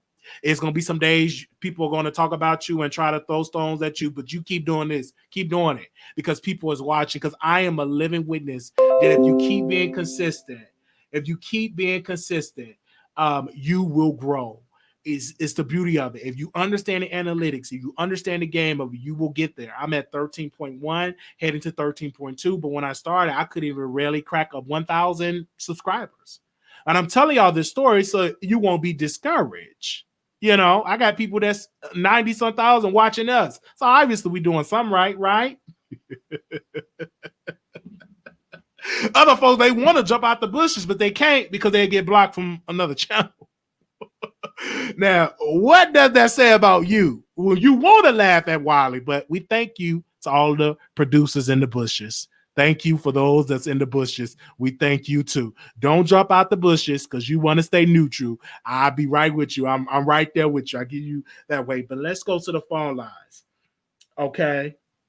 Oh, right. I think we got another caller. 2948 caller on the air. Did I get that call on? I'm calling from Wayne, Jamaica. I just want to say one more thing. I believe that Tasha K is really after Cardi B money because the way she talks about Cardi B and securing that bag is just the money for just Cardi B money. I think that Cardi B needs to grow up and stop replying to bloggers because I don't see Rihanna and other celebrity reacting like how Cardi B believes the thing. It's a problem. She could just keep her mouth shut. I'm one of her fans, but she just chats too much more swell. I thought she gonna make Tasha K get her back because Tasha K want to get rich off her. Nick at night, not like Cardi B, because Cardi B no in her, because Cardi B said Nick at night, I want to look a bad mind. It's a girl. All right. Thank you so very much for calling in, sir. Thank you. Okay. All right. He was talking about Tasha K. Need to stop talking about Cardi B so much. Ahmad Wiggins, his response. Why is I'm triggering people? Why is I'm doing it? Because I got the juice. I got the juice. Hammer time. You know, I ain't even danced with MC Hammer, but I got one of MC Hammer former backup singers, backup dancers of that way. He's so happy. Man, was that before or after he filed bankruptcy? Okay, but anyhow, we gonna get into that. Let's read this. All right, this is what Ahmad Wiggins wrote. He said this quote: "How the F y'all gonna have this advice from me and sit up there and listen to this bitter, jealous fool that wishes he was in my position? LOL, I'm done. It's all a kiki at the end of the day. Hashtag roll to 1,000. Hashtag king-ish. Hashtag self-made." And he said this, let's be clear. The man sits online hating on me every day and chilling for everyone to outdo me because I said no. The F, and who has the rejection issue? Bruh, I'm going to bed. But didn't you say you was going to bed 3-4 tweets ago? Go to bed. Who keeping you up? Ain't nobody telling you to watch this. We ain't saying you don't link, but because it is truth in what I am speaking. It is truth of what I'm speaking that is making you respond. Because if everything that you're saying is correct, I wouldn't respond to somebody that is jealous of you. I would give that person no response. But you're responding because you triggered. You're responding because you are triggered. Who gets triggered? Oh, today. Just triggered. He triggered. Well, you go right ahead and catch up with Stars. Stars just went past him. Storm doing pretty good. 124,000 subscribers. Oh Lord, I sit here and I'm literally having a ball right now because it's just showing you the true talent that I have. Let's go to the phone lines. We got two callers on queue. 9201 calling you on the air. Okay, Wiley, I already know you're not gonna like what I have to say. Go ahead, say it. Let's not act like Storm Monroe does not watch Armand or listen to Armand. What Armand said on station here was no publication picked him up. When Stormisha had got on with Jaguar, he made sure that he said, "Oh yeah, something publication had posted me and this, that, and the other." He made sure he responded. What he does is he doesn't say Armand's name the same way Armand doesn't say your name. But let's be clear that everybody watches everybody. You watches Armand watches you, Stormisha is watching everybody, Tasha K watches everybody watches everybody, and everybody feeds off of everybody. That doesn't mean anything. That's neither here nor there. I don't think that you're bitter. I don't think that Armand is bitter. I just think that it's a different situation, and Armand feels like it's a different situation because it's like the same as if you're working for something, right? And you work your way all the way up, and now you become the president of a company. You feel so elated because you became the president. Now, if the CEO or the owner of the company brings their child in, brings their daughter in, and just makes their daughter the president just because it's their daughter, it's not the same. That work was not both put in. You see what I'm saying? So I don't feel as though he's jealous of Storm. I feel like it's a different type of hustle. You see what I'm saying? The same way with you. You worked hard to get to 13.1. You see what I'm saying? And I know that because you're funny and you like to talk about people and drag people, you're going to become more and more popular on YouTube, and a lot more people are going to listen to you and they're going to subscribe. You see what I'm saying? You probably have more people that listen to you than that is subscribed to you. But the thing is, don't make Storm seem so perfect, because he responded to what the boy said on station here. You see what I'm saying? So everybody does that with every single person. Bottom line. I would say this. With Storm Monroe got in the coverage. Storm Monroe is not attacking Ahmad Wiggins. So Ahmad Wiggins is going on a very verbal attack publicly. He's going on it very strong.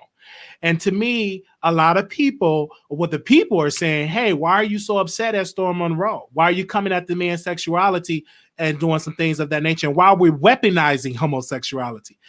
Because it's nothing wrong with being a homosexual. It's nothing wrong with being it. You're that way, you're that way. But why are we outing somebody? Even in that moment with Storm Monroe had that beautiful moment when Jason Lee, that moment was supposed to be Ahmad Wiggins' beautiful moment where he's done talking about us regular folks because we're beneath him. That moment, they talked about Tasha K, Storm Monroe, and Wiley.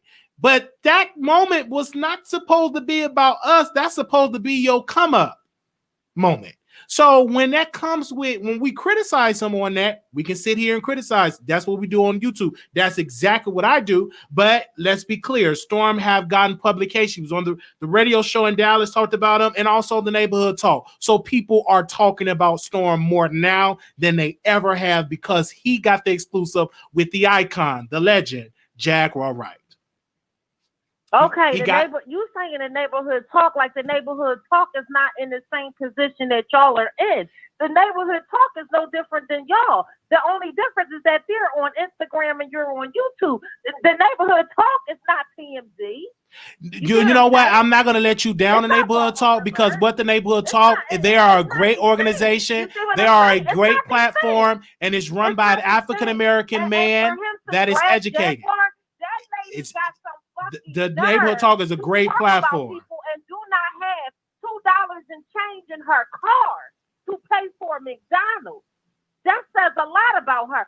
Everybody should know right then and there why that lady is so mad and so upset. But is that going to stop people from consuming her content? No. They're going to still watch her. I personally have not watched the entire thing. Because I have to watch what I bring in. I watch you because you're funny. It's a certain way to talk about people. You see what I'm saying? What that lady does is just speak out of bitterness. Well, again, you have to watch, like when somebody is just attacking people's character and you just want to sit there just to listen to people attack somebody's character. Like, listen to what she's saying. Oh yeah, Diddy was a sex trafficker. Sis, was you helping him? She knows also source also all of these people. Okay, and also too. First of all, nobody asked. But let me ask you this. Let me tell you this. Let me tell you this. With the neighborhood talk, the ready. Let me tell. Let me tell you this. With the name. Hold on. One second, ma'am. One second. Okay. I want to say the Source magazine and the neighborhood talk and the radio station in Dallas all gave Storm his credit. I'm not going to discredit those institutions, those publications, and say, well, it's not TMZ. No, it is a blog, a growing blog by an African-American male, Kyle. He's a educated brother, and he's running an incredible platform, and his blog is a part of the culture, and that is another publication that talked about Storm Monroe. And we have to give him credit for all of the things that he have been doing when those publications gave Storm Monroe his credit. Now, you can disagree all day about Jaguar Wright, what she said to me. I think is entertaining. Whatever she's saying is very entertaining. If anybody out there want to fact check her, can fact check her. But let's be clear. Jill Scott responded to Jaguar Wright subliminally, and somebody else responded to Jaguar Wright subliminally. We even get to Michelle Etielian was talking about Jaguar Wright. So, I mean, a lot of people, Tevin Campbell responded to Jaguar Wright. So, whether you like her or not, bitter or not, this lady is now a part of the culture. So, give me 1 second, man. I'm going to bring you back on, but let me get these other two callers on so we can hear their point of view. 0622, calling you on the air. Hi, Wiley. How are you? All right.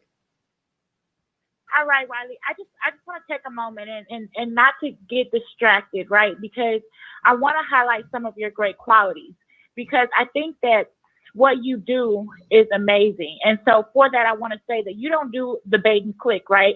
I'm not giving any clickbait. When you say you're going to talk about a subject, you truly talk about it and you give us the facts, you give us the details, and you come with your context, right? And you respect your callers. I mean, just for example, the previous one, you respected her views, whether you agree or disagree with her. You gave her that respect, and I appreciate that about you.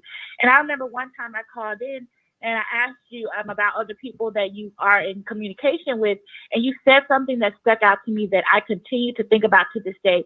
You said you're a student of the game and you respect everyone. So, and that's everyone that's in the same field as you. And so I respect that about you. But here's the reality, right? Whether he mentions your name or not, people know who he's talking about, right? And so that's press.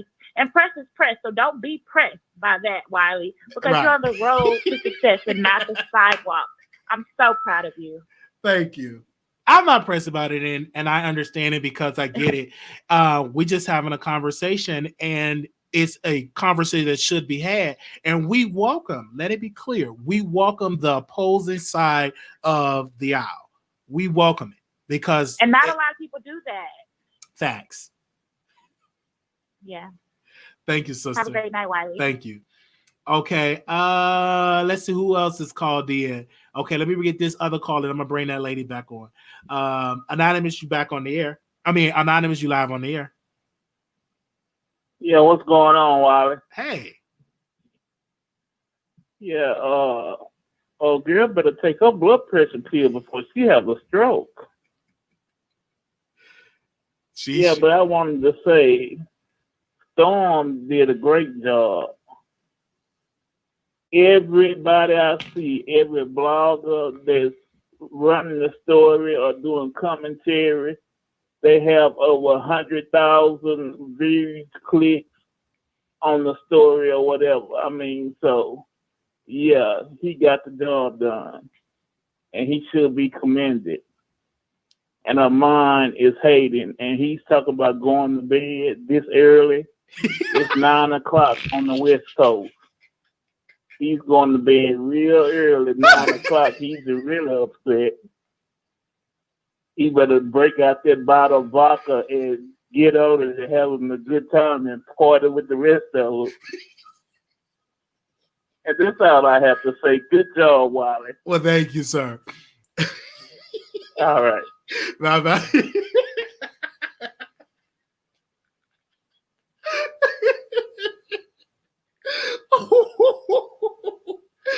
Oh, this is how going to bed, though. He's going to...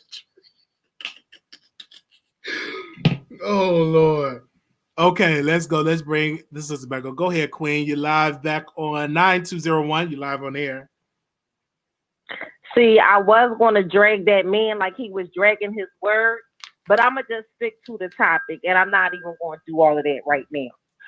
First of all, when you sat there and that boy had made up some heinous lies about you and your grandma, that wasn't entertainment, like you said. You sat here, you cried. That was something really horrible for somebody to go that far just so people could watch their videos and say them things about you. It really hurt you. So you're no different than anybody else.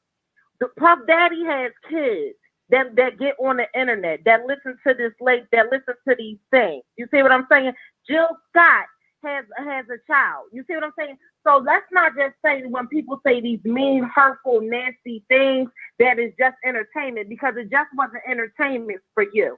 And let me interject. Let me interject. And I'm glad you. And I'm glad. Let me interject. Let me interject. Let me say this. Hold on. Let me interject. Let me interject. Even with that point, that was led by the Mob Weekend Show. He led that salacious lies. And anytime when someone lie on you like that, you take it to the court system, in which we did do that. And we noticed that some of these people that was doing that wasn't really financially that stable. And a lot of people were doing that because they wasn't even getting jobs in their salon because of the pandemic. So even with that, and that will be a part of our documentary that we will release. And the reason why I'm interjecting that, because if she is saying these things and if it's lies, those people need to do what I did: get a lawyer, get a cease and desist, go to the next step, get a restraining order, go to the next step, and to sue them financially, because no one should be lying on you and saying those things if it's not true, because I am a victim of that, and people have built their channels on that, and we came after them legally. And so if it's not true, then those people need to go after Jaguar Wright legally. But if it's the truth, so what you're saying is they should go to their lawyers. That's $1,000 an hour. Absolutely, you have to do it. You have to do it. $2.99 McDonald's meal. Let me tell you something.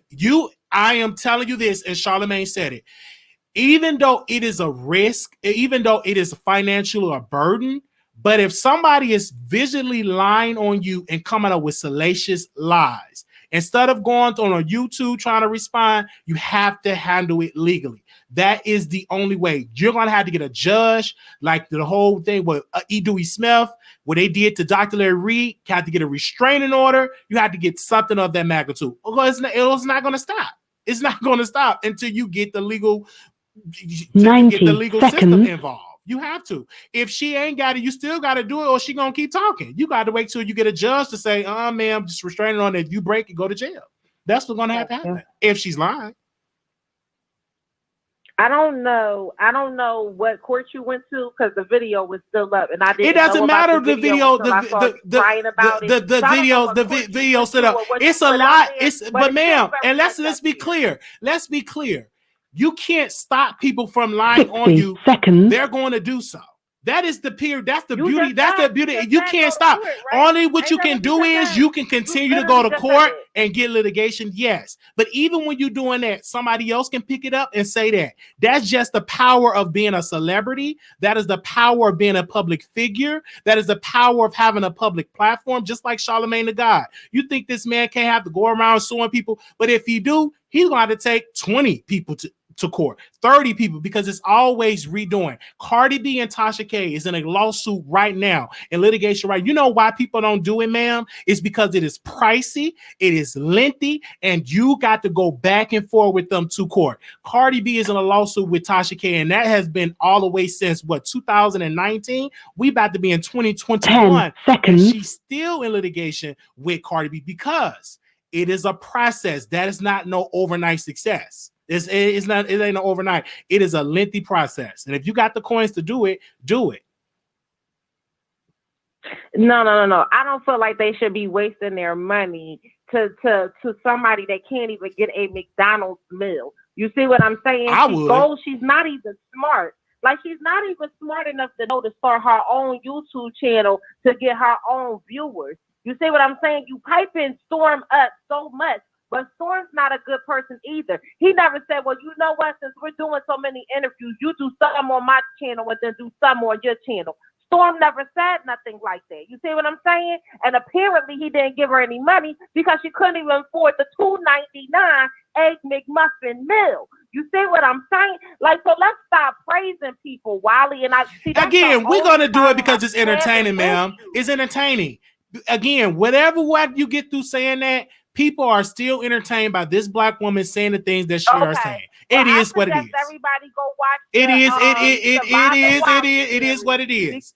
It is what it is. People going to say what they're going to have to say about it. But if you do it, you got to deal with the lawsuits. You got to deal with all of that. And if what Jaguar Wright saying is a lie, then that's where you go right after them in a legal lawsuit. Because I've done it. I've actually done it with some people. And then when I saw it and I actually got on the phone with these people, parents, and understand how they are struggling, and they'd be like, wow, this is what you're doing for a platform? And then, because we were ready, and we're going to do it. It is what it is. I already told the people that are close to me that we can no longer do it in lawsuits. I mean, we're not going to be doing clapping back on YouTube. Some people just have to go to court. And they're just going to have to go there. Just pull up to wherever the county they at, get a judge on the line. And I learned that by looking at Dr. E. Dewey Smith with the whole Dr. Larry Reed. If you don't know it, go to the Christian Post and you can find out about it. Okay, we got 2 callers and we're going to reboot the lines back. Okay, Anonymous, you live on the air. Yeah, well, I just had to call back. Yeah, she was talking about my dragon voice, and I just wanted to let her know that I took my meds so I wouldn't have a heart attack like she's about to have, calling Captain for of mine. And I wanted to also say that Jaguar, that's her story. how can you take her story away? You don't want the woman to tell her story. You know, they had other celebrities come out and tell their side. Talib came out and said he was sleeping with the lady. He did say that. Begging him for sex every night. Oh, yeah. You know, I saw that interview that he gave. And then I saw another guy. Yeah, I saw another guy that was did an interview and said that what she was saying about Mary was true.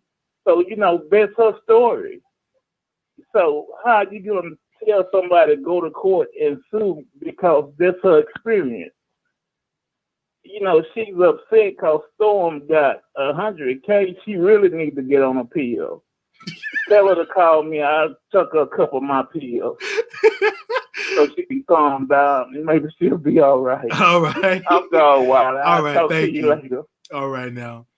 Okay, let's go to this and then I'm going to reboot the line because some people want to call in. 2948, caller, you're on the air. The lady that was talking a while ago, right? She ever said them up pick me. What happened to you in life where celebrity them this try all like artists them in the industry, life for them this try. They never think so them pick me up come and sit in a long run. They never think say truth will come out in a long run and the lady run up her mouth. Mm-hmm. They never think say that come bite them. Who care about them pick me?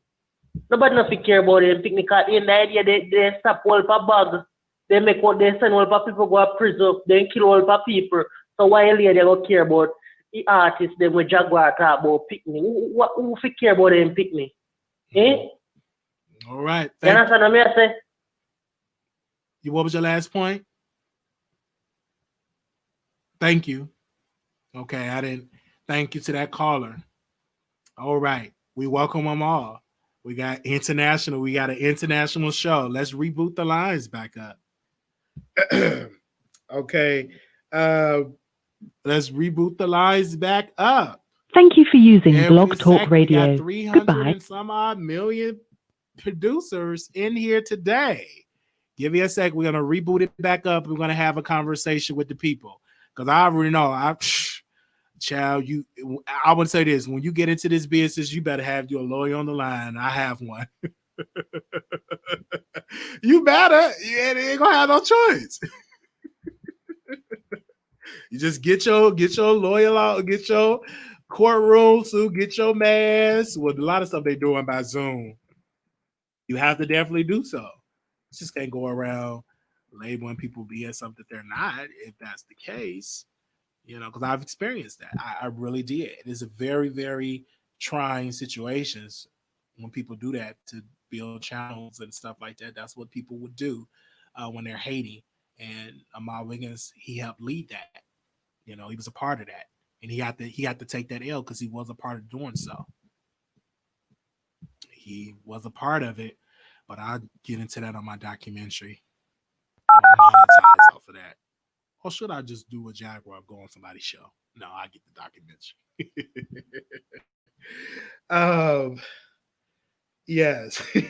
Your show now. Press 1 to hear important instructions. Your show is scheduled to start in 31 seconds. Saying stuff and doing stuff, and you have to literally get shout. And I'm like, I'm a celebrity, public figure.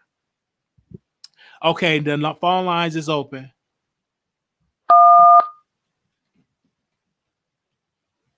All right. Your show will go live in 5 seconds. 4, 3, 2, 1. If you're calling back in, and you have to get to the conversations that we're having, it is a much needed conversation.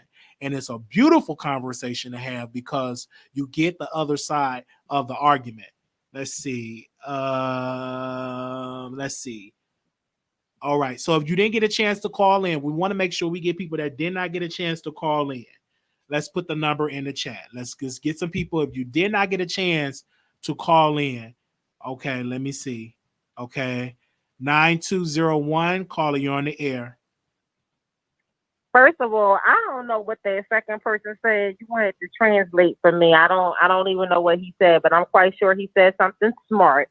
But to the other guy, please don't mention me when you call back in. For real. Talk to Wiley about Wiley or about the topic. I'm not the topic. Now, because you said you want heart medication, this your last chance. I'm not going to drag you. But for real, sir, like I'm telling you, the next time you say my name. Okay, hold on 1 second.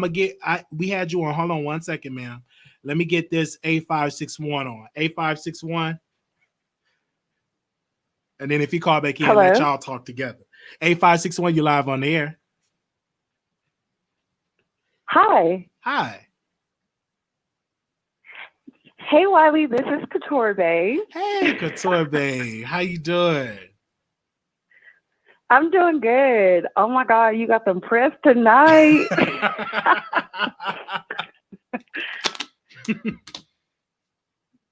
Yeah, so what you had to say about the subject? I didn't even think it was going to be a hot button show today. I felt like I'm in a debate.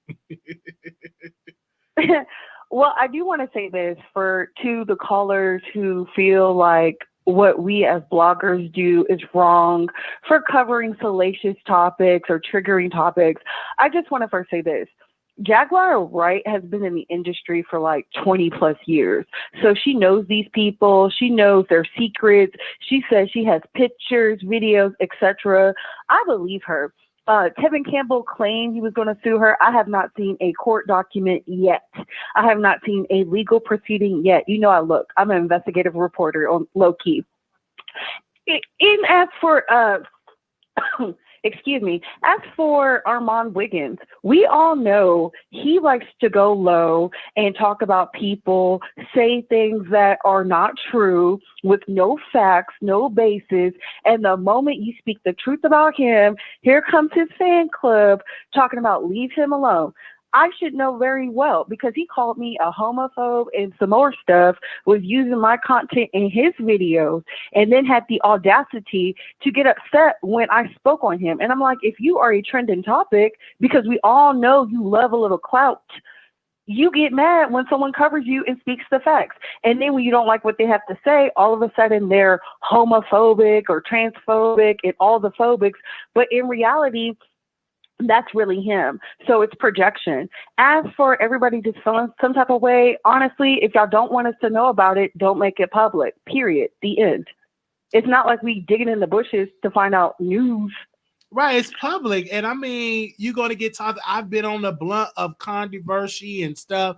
It is what it is. It's bound to happen once you're on there, and you can't, get upset. If it gets to the point where it's something salacious and it's something totally false, then you probably do have to get the legal system involved. Why not? If it's something like that. But if somebody do a video and say, "Oh, Wiley, I don't like Wiley," etc., so you can't get mad like that, because the more in the business that you're in now, people are going to talk about you, especially as a YouTuber. Exactly.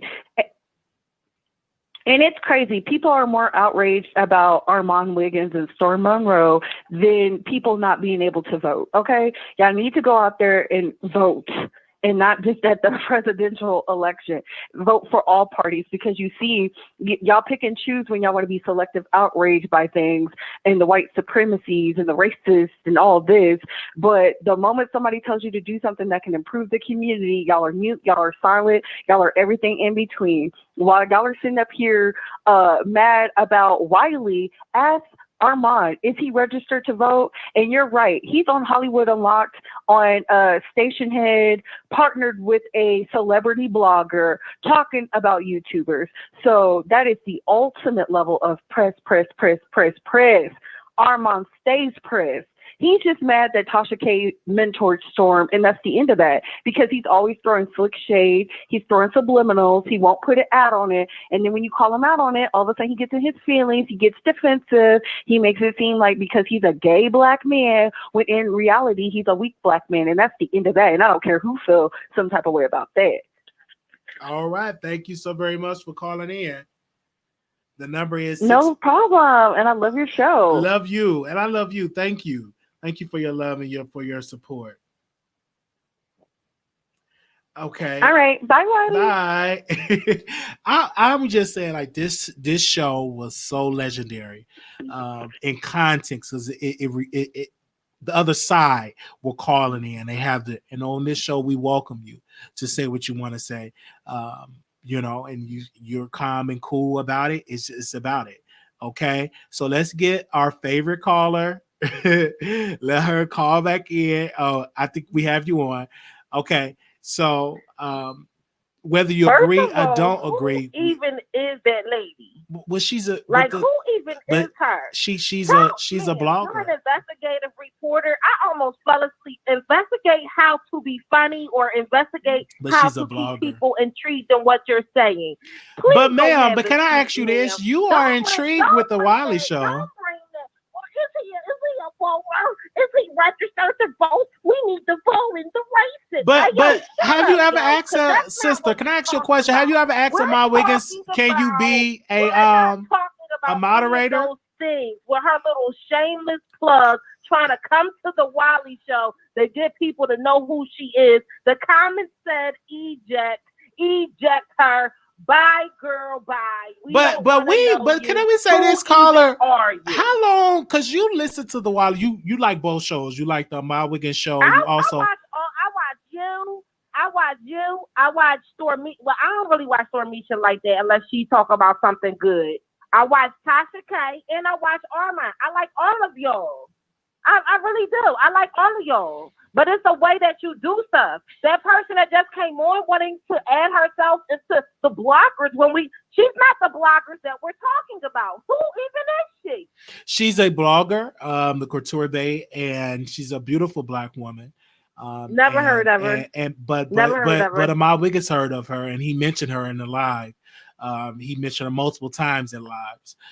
So that's what the point that we're trying to make to you, sister. You may not know her, but your don't know her. I only know the popping people online. Okay, but he mentioned Couture Bay in the video. Because of you, the Tracy lady, I know her because of you. Couture Bay, he mentioned her in the live. You may have missed that live, but he did mention her.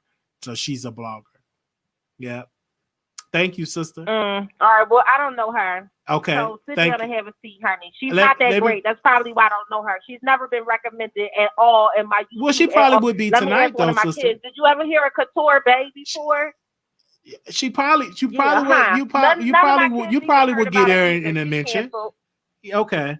Well, let me bring this. I don't see anybody in the comments saying that they know that. Let me bring this other caller on. Anonymous, you live on the air. Yes, what's up, Wiley? Hey. Yeah, I just wanted to say I see she's still at it. Oh my! Not the slow and the restless, sir. Please, yes, I told you don't the slow and the restless. Yeah, why the slow and the so restless. hard for a line? Look at you why trying to talk fast so I don't drag you. What you put a teleprompter at? You can't drag me. You can't drag me. Oh God, sir. Come on, get with it. You said you can't drag me once. What's the next point? You hated on Storm. Why you can't congratulate the man? Congratulate Storm for what? For having that bald-headed lady on his show? Sir, I'm not a topic. We're talking about Armand Wiggins. And then you stay focused. What does your medication have you mixed up? We're talking about Armand Wiggins. I'm not a topic. The point was the storm hitting the milestone, the 100K. That was the point. You missed the point. He didn't miss the point. He literally was reading Armand's tweet. When he said Armand responded, that's what we were on. You got to keep up. Yeah, Armand called in because of Storm hitting the 100K, and he hated on Storm and Wiley covering the story. You need to relax. You need to relax. No, you need to go take a chill pill. I got some medication for you. You need to relax. No, thank you. I'll pass. I would like to identify as the hype bitch on the phone. Thank you. Yeah. Well, but to the caller is saying, and I hear that piece. But this is the beauty of the Wiley Show. We allow people to name drop. We're not afraid of people name dropping people names. But of course, our name. First of all, I told Armand was very nice to me. I told Armand that I listened to you as well. You see what I'm saying? I don't know what I can't even remember her name, and you just said it. Whatever that lady is, I don't know what she went through. But yeah, I don't know what she went through, but I haven't had that experience. People base their opinions on people on what they have experienced with that person. I haven't experienced anything bad with anybody other than the lady Tasha K. That's it. So other than so that you person, haven't I haven't had any experienced type that. of Why bad are you? experiences.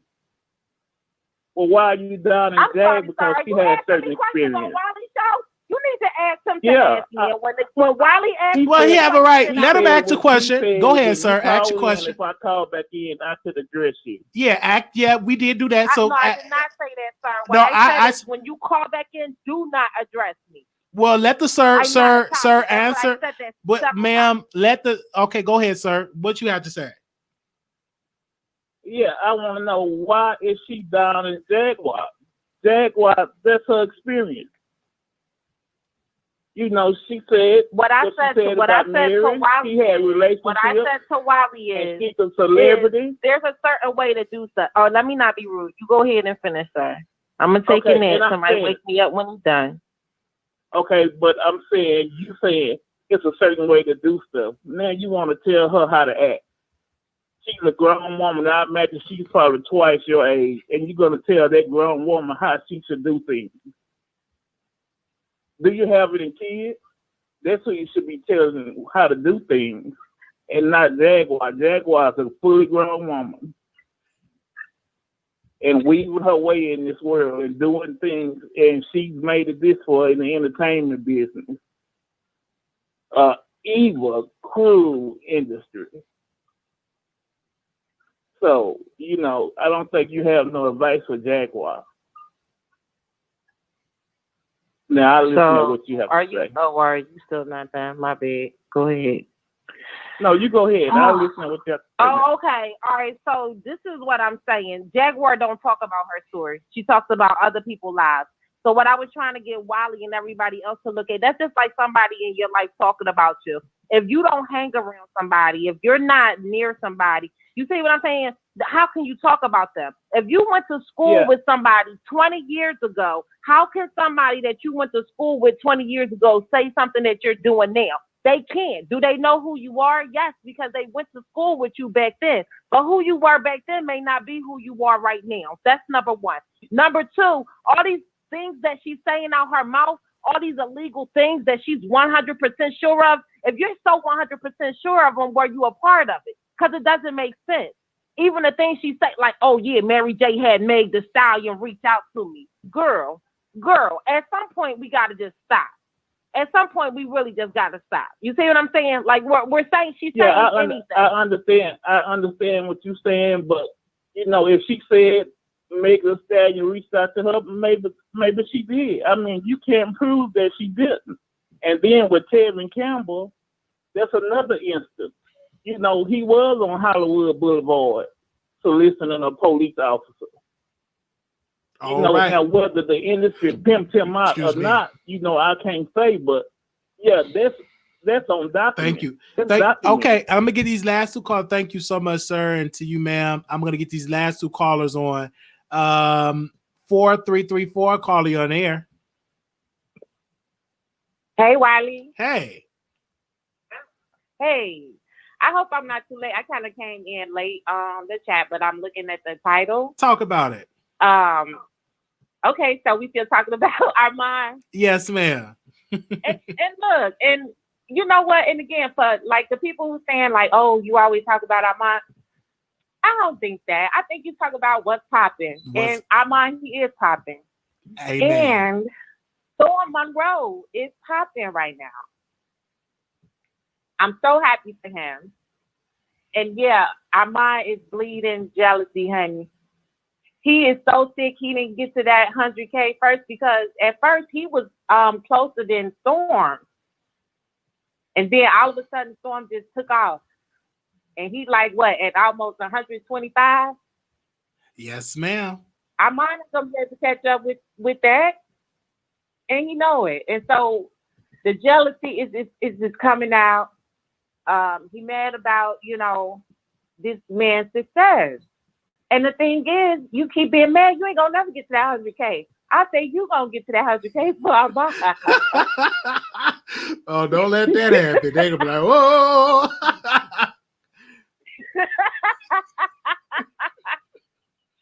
Look, Wiley, I'm gonna go back and I'm gonna catch the replay because I do want to see what you and your guest had to say about the debate. The debate. I Oh, was actually watching I was watching CNN after the debate, to see what they were talking about. Yes. So that's why I'm coming in late. Well, thank you. But, and leave a comment too. I just want to say again. Huh? I said leave a comment too so we can see what you have to say about it. Oh yeah. Okay, I definitely will. And thank you so much for letting me talk, Wiley. You have yourself a good night, okay? All right, you too, ma'am. All right, we got two bye-bye. callers, and then we doing our closing remarks. We've been on here long enough. 5881, call you on the air. Wiley. Hey. What's going on? I've been watching you for about 3 months. I never thought I would call in, but that caller that needs that heart pill is the biggest hypocrite ever. She sat on this phone and she called Monroe, Stormisha, number one. She has an issue. That she is crazy, and I'll talk about it because she can call and read me, and I'll read her back. I'm not the one. But these callers that's pressed over entertainment, you guys are on here entertaining.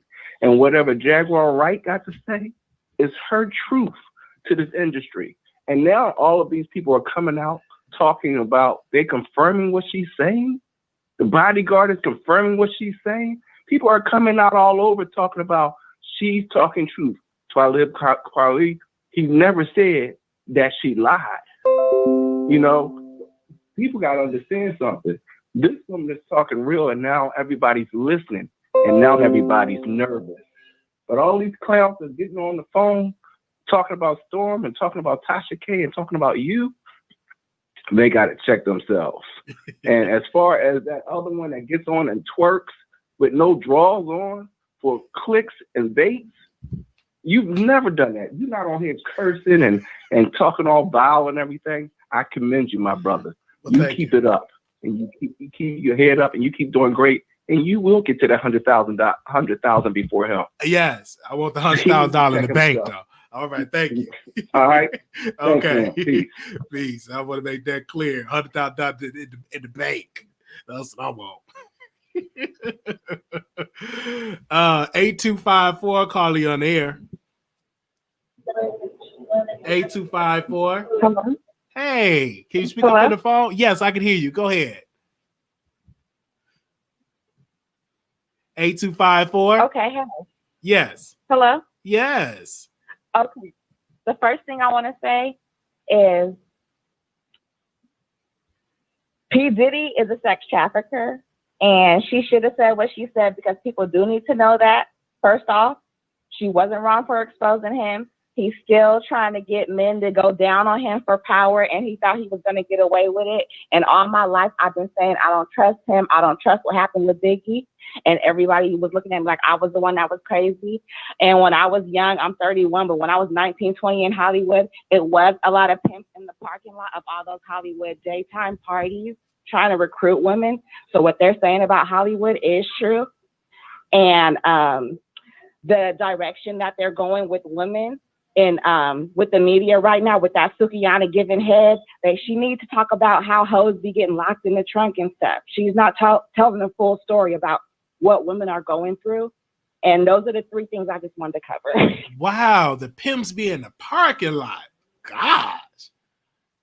Yeah, they would be in the parking lot, and I was too young to understand it because when you're 19, you got a car, you can drive a car, but you don't know much. But my girls who were older would be like, get the F away from us. No, because they knew about who those men were. They'd be in the parking lot, and the girls, these are the parties that you would be in the, you would be next to Trey Songz. You would be next to Tyga. Like literally, we'll have our own section, but we would be amongst celebrities. And the celebrities would be outside trying to get in. I've been to the Diddy party.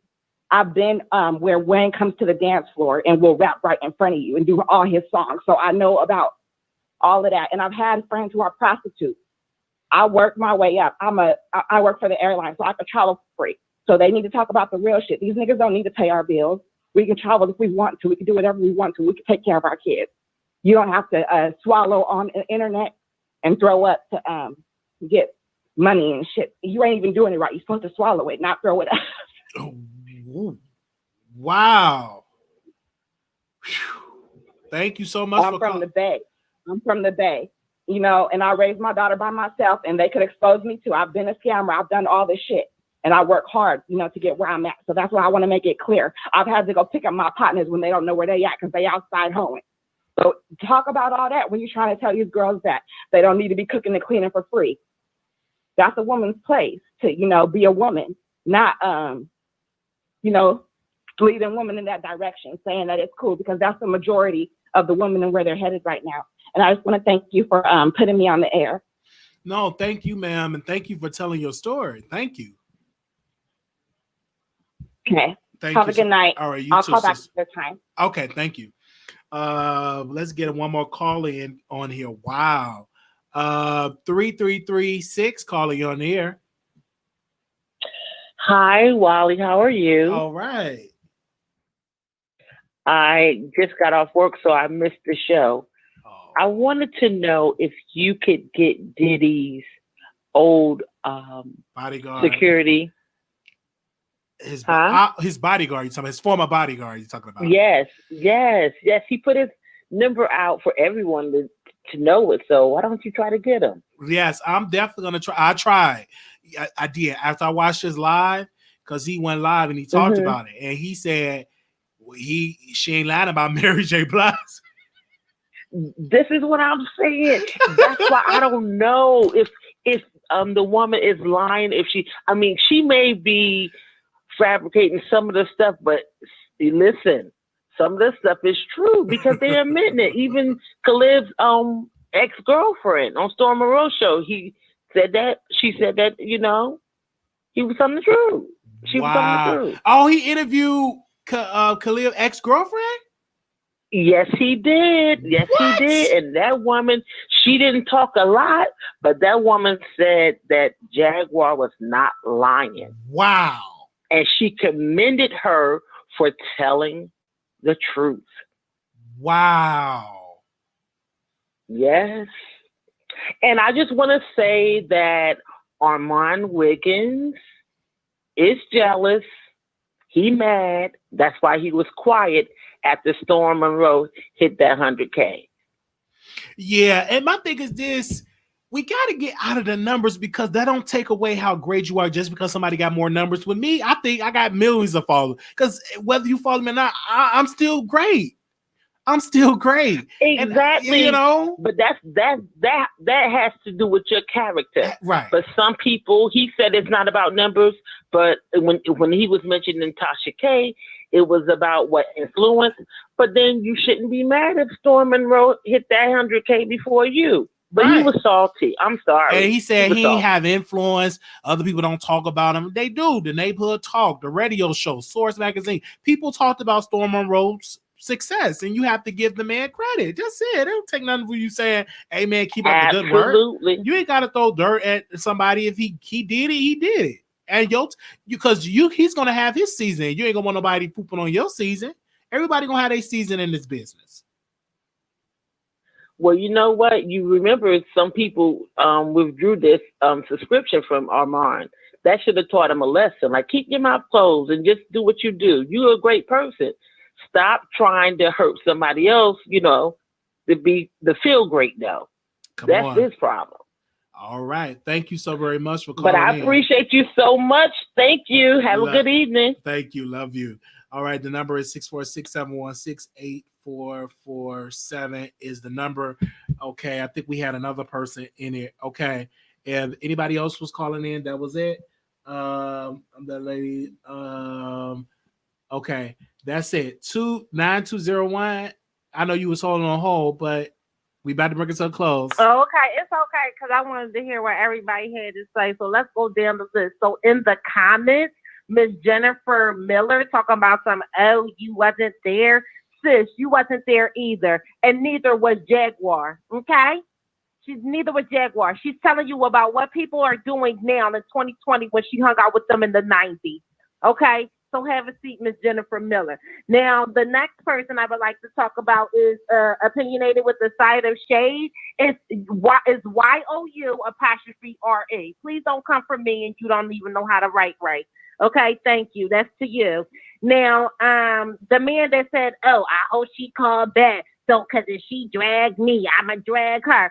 Sir, I don't have time to play around with somebody that's looking at Armand's butt that hard to know that he's twerking without any draw, sir. Have you ever thought about getting you a podcast, sister? You got a talent. Have you ever thought about getting you a show? I don't need a show. I can call into your show. I don't need a show. All right. What do I need a show for? I'm just saying because you. If I get a show, I'm dragging all of y'all. It doesn't matter, Wiley, because you know I love you. I love you. Well, you called me offline one time before too. Yeah, like I really love you. You know I really love you, Wiley. Like I really deal with you. I really love you. I really do. You got to link up. I'll call your show. That's what I'll do. I'll call your show and entertain your callers. You see what I'm saying? And but please do not come for me unless I send for you. So I am sending for these people, as I said, Jennifer Miller, who have been sent for, and opinionated with the side of shade. Learn how to spell, honey. All right. I hate when people do things like that. Okay, but thank you. I'm gonna move on to the next. Thank you, caller. Thank you. Love you. All right. So we had her call in, and she said what she said, but get her show. I would get her show. We want to thank everybody. I want to give a special shout out to all the moderators. Can I get the moderators a shout out? Armin Brown 09, Tori Mon, J Real, Nurse Nicole, Blue Skies, Puppy Love, B Scales, Mouth Open, Shantae, Day, TLC, and 3. Shout out to all the moderators that helped me get the shout out to the team members. You know who you are, that write my speeches and write my posts, and that did this beautiful flyer. Thank you. Let me see if I can pull it up. Thank you to that. Thank you. Thank you so very much. You know who you are. I love you. That was beautiful. This lady made a beautiful flyer for me and take up the whole screen. Like, that is great. I'm like, take up the whole screen. Yes. If you're not subscribed, subscribe today to our channel. If you want to see us at a bigger level, just hit that subscribe button. It's 399 people watching. This was a lovely, lovely show. Thank you all so much, and I will see you all. So, Blue Skies. Thank you, Blue Skies. You still in the chat, Blue Skies. We did a beautiful review of the show, and Blue Skies, I just knew it would have been great because we talk about politics offline. It's so beautiful.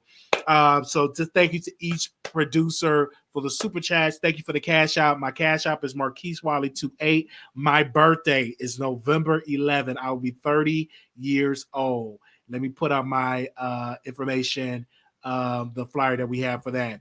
We will be doing a special live broadcast that night, 8 p.m. to 10. We're going to be talking about topics and stuff, and you all can come on the line, tell y'all I'll be 30 years old, and I can't wait. Blessed are those who believe without seeing. Come on, John 20 and 29. Yes, thank you so very much. I'll be 30 years old.